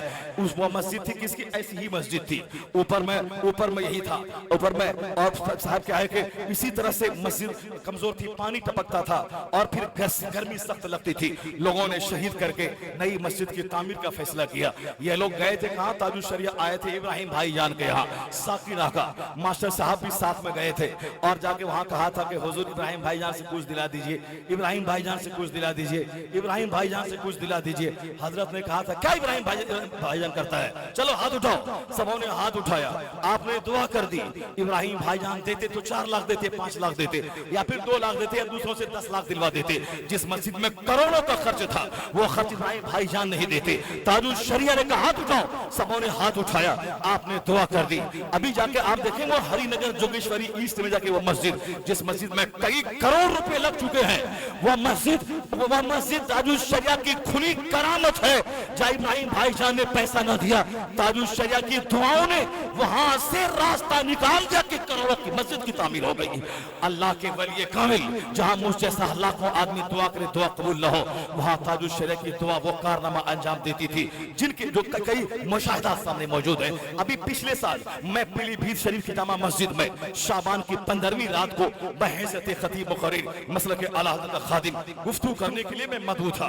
वहां बेपनाह भीड़, मस्जिद से बाहर, सड़कों में, गलियों में, मैंने भीड़ देखकर समझा कि जरूर ताजुश्शरिया की आमद की खबर लोगों को मिली होगी। आमद की खबर थी कि ताजुश्शरिया आएंगे, मगर मेरी तकरीर से पहले हाजी रियाज जो सपा गवर्नमेंट की, मैं वहां का मंत्री था उत्तर प्रदेश का, वो खड़े हो गए। उन्होंने कहा कि हजरत मैं जानता हूं आप किसकी मोहब्बत में आए हैं, ऐसे तो हर साल भीड़ होती ही है, मगर इस बार थोड़ी भीड़ ज्यादा हो गई है। मुमकिन है कि आपको ताजुश्शरिया की आमद की खबर मिली हो। ताजुश्शरिया को आना था, टिकट बना हुआ था, लेकिन अभी वो अफ्रीका में है, अफ्रीका से यहाँ के आने के टिकट बना था, मगर वहाँ ऐसा वाकया पेश आया कि ताजुश्शरिया से आज सुबह बात हुई, हजरत ने माजरत की और अपनी बात बताई कि वहाँ क्या प्रॉब्लम आ गया। ताजुश्शरिया कभी भी अपना प्रोग्राम फेल नहीं करते थे, मगर जब भी प्रोग्राम वो लेते तो कहते थे बशर्ते सेहत, यानी सेहत की शर्त के साथ, सेहत रहेगी तो मैं जाऊंगा। जिस तरह किसी को खिलाफत देते थे ऐसा नहीं कि जो मौलवी आया खिलाफत दे दिया। अगर किसी ने प्रेशर बनाया कि ये बहुत काम करते मसले के आला हजरत का खिलाफत दे दिए जाए, तो ताजुल शरिया अपने मानने वालों का दिल ना दुखाने के लिए वहां भी शर्त लगाते थे, बशर्ते इल्म अमल, मैं इनको खिलाफत देता हूं। अगर इल्म नहीं है तो खिलाफत नहीं होगी, अगर अमल नहीं है तो खिलाफत नहीं होगी। उसी तरह जब भी प्रोग्राम लेते थे तो कहते थे बशर्ते सेहत व आफियत, यानी सेहत रही, अमन व अमान का माहौल रहा, तब मैं आऊंगा।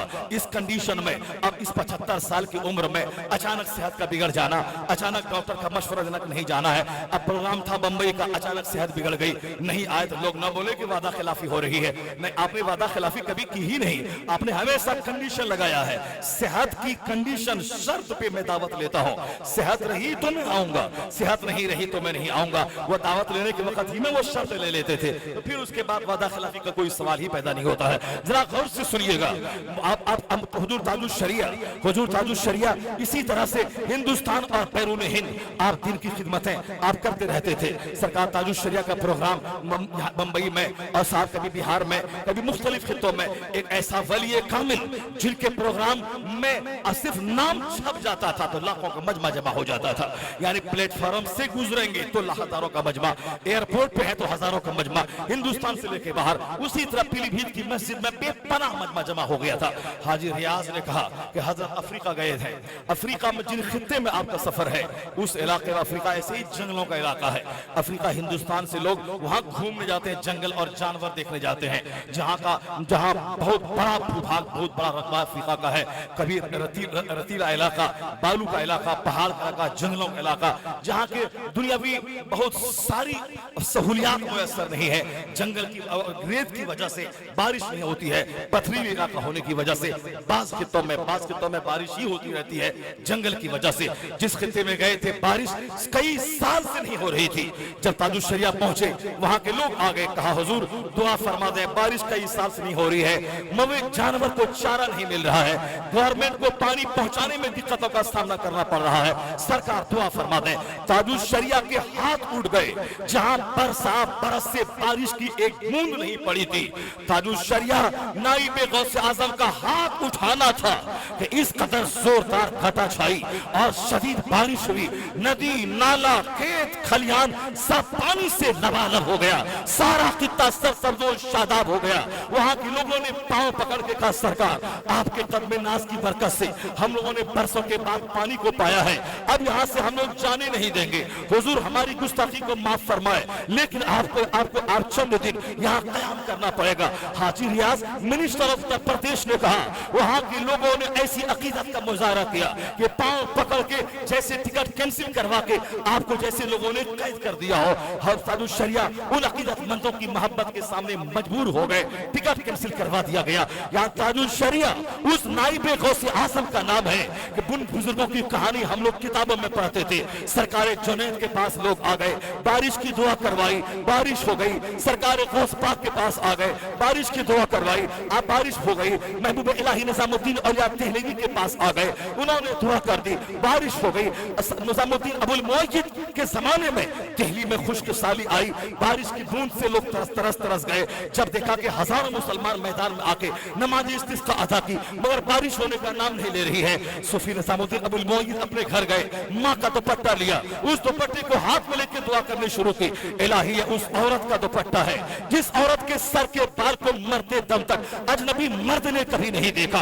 वो हमारी माँ बहन बेटियां जो सर के बाल खोलकर दुपट्टा को चलाकर या दुपट्टा को तौलिया बना के लपेट के वो समाज में गली से मटक के चल के नौजवानों को जो सेना की दावत, उनकी निगाहों को कमजोर करने का जो काम कर रही है। अगर समाज में वबा आई है, समाज में जलजला आता है, समाज में ताउन का मर्ज आता है, ये उनकी बेपर्दगी का दखल है। नहीं देखा तुमने कई हजार मुसलमानों ने नमाज अदा की, इलाही बारिश दी, बारिश न हुई।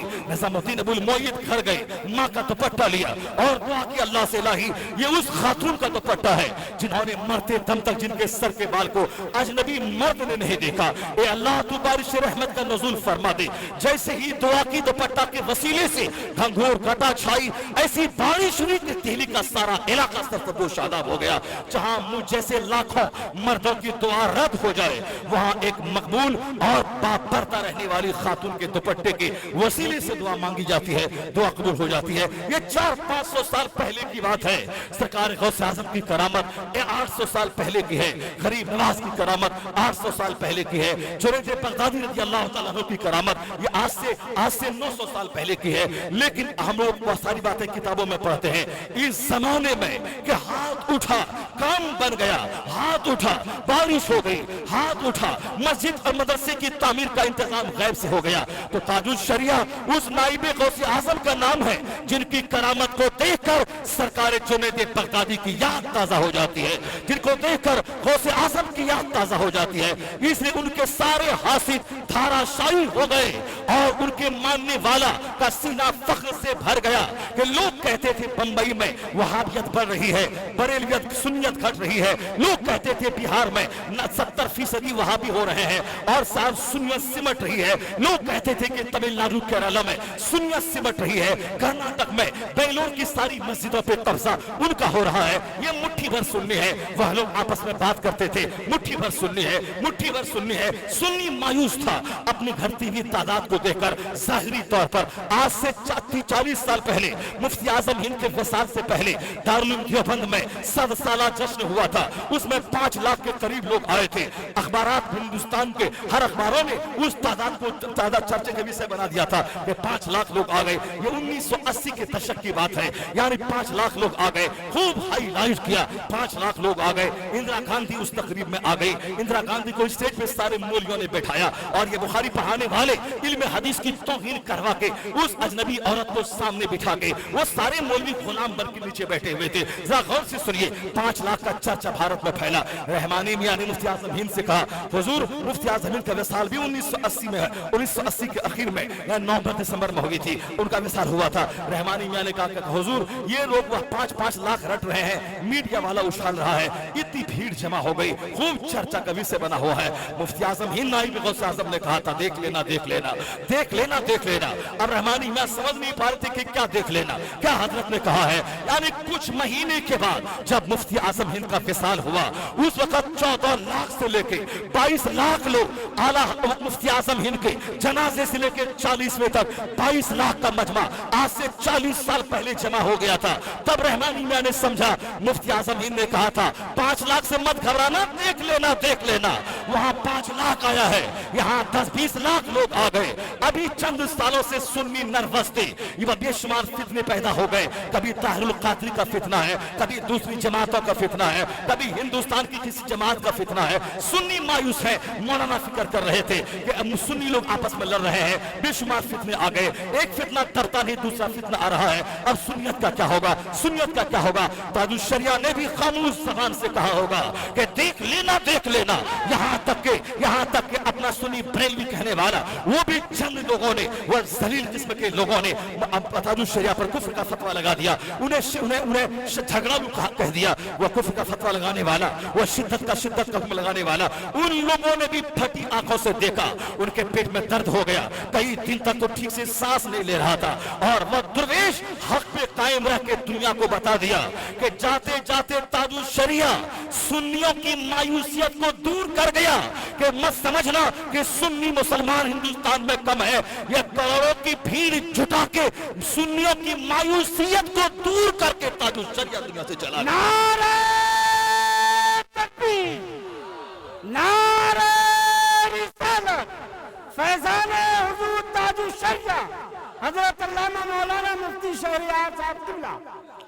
ہندوستان کی میڈیا نے آج تک کسی کے جنازے اور کسی کے وصال پر اس قدر انہوں نے اپنا رول پلے نہیں کیا تھا جس قدر تاج الشریعہ کے وصال کے بعد میڈیا نے بھی اپنا روح سامنے رکھا، انہوں نے اس کی عزت و عظمت کو بیان کیا۔ ہندوستان کے سارے اخبارات انگریزی، ہندی، اردو سبھوں نے تاج الشریعہ کی اس اونچی شخصیت پہ خراج پیش کیا۔ آج سے کچھ سال پہلے دنیا بھر میں جو مضبوط شخصیتیں ہیں ان کی سوچی میں جس میں روس کے व्लादिमीर पुतिन का नाम था, जिस सूची में साहब अमेरिका के प्रेसिडेंट का फिर नाम था, उस सूची में दुनिया की बावजन भारी भरकम शख्सियतों की सूची में एक नाम अख्तर रजा खान अजहरी का भी आया था। हिंदुस्तान के नामवर और जिनके नाम पे लाखों लोग जमा हो जाए, ऐसी बावजन शख्सियतों में एक नाम अख्तर रजा का सरे फहरिस्त हिंदुस्तान से छपा था। हवाई जहाज का सफर कसरत से करने वालों की सूची में हुजूर ताजुश शरिया का नाम कभी सरे फहरिस्त आया था। एक ऐसा आलिम दीन जिनके नाम पे लाखों का मजमा जमा हो जाए, ऐसा आलिम दीन दुनिया भर में अगर कोई हो तो इस सूची में तन्हा नाम अख्तर रजा खान अजहरी का भी कभी आया था। यानी और वो जाते जाते बता गया कि दुनिया में कॉन्फ्रेंस होती है, अखबारात छपते हैं, पोस्टर छपते हैं, तब लोग पोस्टर पढ़ के जलसे में आते हैं, लेकिन एक ऐसा जलसा वो करके दुनिया से चले गए, ना पोस्टर छपा, बल्कि देखते ही देखते दुनिया भर में बातें फैल गई। कर्नाटक की राजधानी बेंगलोर से आने वाला जब वह दिल्ली में प्लेन से उतर रहा था और दिल्ली एयरपोर्ट पे हर तरफ जब वह बरकाती बरेलवी टोपी पहने हुए ये सारे ताजुश शरिया के दीवाने इधर उधर कर रहे थे, यानी सारी फ्लाइट से ये सिर्फ बरेलवी उतर रहे थे। वहां के एक बेंगलोर का एक शख्स कहा कि हम तो गरीब आदमी थे, कभी जहाज पे चढ़ने का कभी ना सोचा था, मेरा मुर्शिद ताजुश शरिया जाते जाते जहाज पे जाके चला गया, जहाज पे जाके चला गया। वहां साहब उबर हो या दूसरी कंपनी की टैक्सी हो, वो साहब जब नेट पे आप बुक करें तब वो टैक्सी मिलती है, लेकिन उस दिन नेट का सारा कनेक्शन फेल कर दिया गया। कुछ नहीं, जो गाड़ी सामने मिल जाए वो रिजर्व करे और सब बरेली की तरफ। ऐसा लग रहा था कि सारी दुनिया की निगाह में बरेली आफ्ताब बन के चमक रहा है। दुनिया भर से फ्लाइटें दिल्ली उतर रही है, लखनऊ आ रही है, उनमें मुस्तफा के दीवाने ताजुश शरिया के मस्ताने आ रहे हैं। अब बता गया कि मत समझना कि बरेलवी की तादाद घट रही है, बज़ाहिर मस्जिद पे कंट्रोल कर लेना, सऊदी अरब के डॉलर्स पे, सऊदी अरब के रियाल पे, अमेरिका के डॉलर पे मस्जिदें बनाकर अपनी गलत बातिल जमात को जगमगाना, ये तो आसान है, मगर ये दिलों पे सिक्का तब तुम्हारा नहीं चलेगा।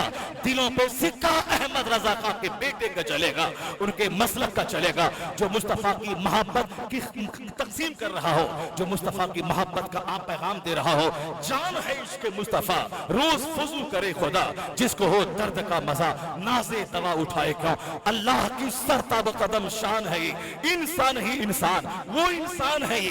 कुरान तो ईमान बताता है इन्हें, ईमान ये कहता है मेरी जान है ये। जो मुस्तफा की मोहब्बत को जाने ईमान, असली ईमान, कमज़े ईमान बताता रहा, मरते दम तक इसी मोहब्बत का पैगाम आम करता रहा। किसी दूसरे झूठे का सिक्का नहीं चलेगा। जो मुस्तफा की मोहब्बत की खैरात तकसीम किया हो, जहां जहां नाम रहेगा मुस्तफा का, वहां वहां नाम रहेगा मसलक अहमद रजा खां का। अल्लाह तबारक व तआला हमको और आपको सबों को ताजुश शरिया के गुलामों में कबूल फरमाए। अल्लाह ताला ताजुश शरिया की कब्र को मकाम मुस्तजाब बना दे। अल्लाह ताला उनकी तालीमात पे हम सबों को अमल करने की तौफीक अता फरमा दे। ये ताजुश शरिया की खुली हुई करामत ही है कि बारिश आई, एक झलक दिखला के भाग गई और ताजुश शरिया के दीवानों को खुलकर तकरीर सुनने का मौका अता कर गई।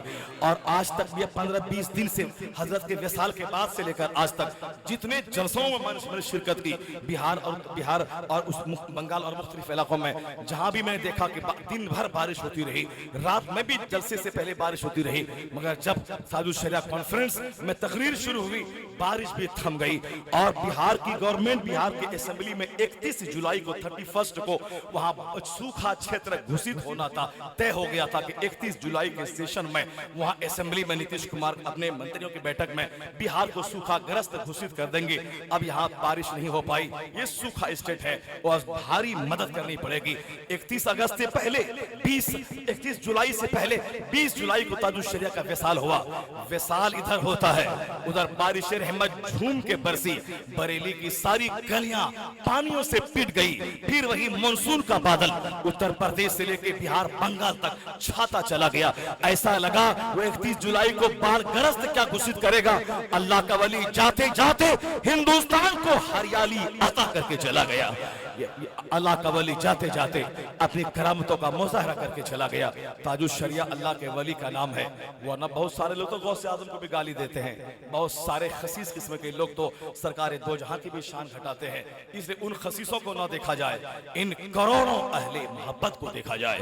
एक दो आदमी अगर व्हाट्सएप पे या यूट्यूब पे या ऐसे ही ताजुश शरिया के खिलाफ वो बोले, उन दो चार लोगों को देख करके नर्वस होने की जरूरत नहीं है। इन करोड़ों लोगों को देखिए जो मोहब्बत में 2-2 लाख रुपए का टिकट लेके बरेली पहुंच रहे हैं। सिर्फ 1 घंटे के अंदर में 2.5 लाख से ज्यादा टिकट बिक जाना, 5,000 रुपए वाला टिकट 50-50 हजार में बंबई से लोग खरीद के दिल्ली चला जाना। उन लोगों को मत देखिए जो ताजुश शरिया को गाली देते हैं, इन अहले मोहब्बत को देखिए जो उनके कदमों के नीचे अपने पर बिछाते हैं। अल्लाह ताला हम सबों को ताजुश शरिया के गुलामों में कबूल फरमाए। अल्लाह ताला इस मोहल्ले को आबाद और शाद रखे। जब इतना बड़ा मजमा और इतनी बड़ी जमात मौजूद है और तकरीर हमारी गालिबन 1 घंटा हो गई होगी, 2 घंटे से जायद हो गई हो, 2.5 घंटे तक हो गई। चलिए जब इतना बड़ा काम हो गया तो ताजुश शरिया की रूह को खुश करने के लिए एक छोटा सा काम और हम लोग कर लें। ये मस्जिद जो तालपत्री की मस्जिद है, इस मस्जिद को भी शानदार दीवार और शानदार छतों में तब्दील होना चाहिए। इसमें भी करोड़ों रुपए का खर्च होगा, इसलिए आज करोड़ का चंदा जमा होना तो इम्पॉसिबल है। कम से कम कुछ पान नहीं तो पान की डंडी ही लेकर के आप आ जाइए और मोइन ये मस्जिद सरकार गरीब नवाज की रूह भी खुश होगी, ताजुश शरिया की महफिल में उनकी रूह भी खुश होगी। जब उनकी रूह खुश होगी, यह जान लें कि आपकी कोई मुश्किल ऐसी बाकी नहीं रहेगी जो मुश्किल हल ना हो जाए। औलिया और सालिहीन की निगाहें देखती है कि मेरा दीवाना कहाँ क्या काम कर रहा है। अभी 10 दिन पहले दुबई से फोन भी आया था। आज 35 साल से मैं दुबई में रहता हूँ। वहां के मौलाना ने कहा आज तक उतनी महफिलें मुनक़िद नहीं हुई जितनी महफिलें ताजुश शरिया के विसाल के बाद। इनफिरादी इज्तिमाई यानी अलग अलग महफिल, इज्तिमाई महफिल, उसी तरह सब पर फैज़ान ताजुश शरिया का बादल बरसेगा। कोई देखे ना देखे, अल्लाह देख रहा है।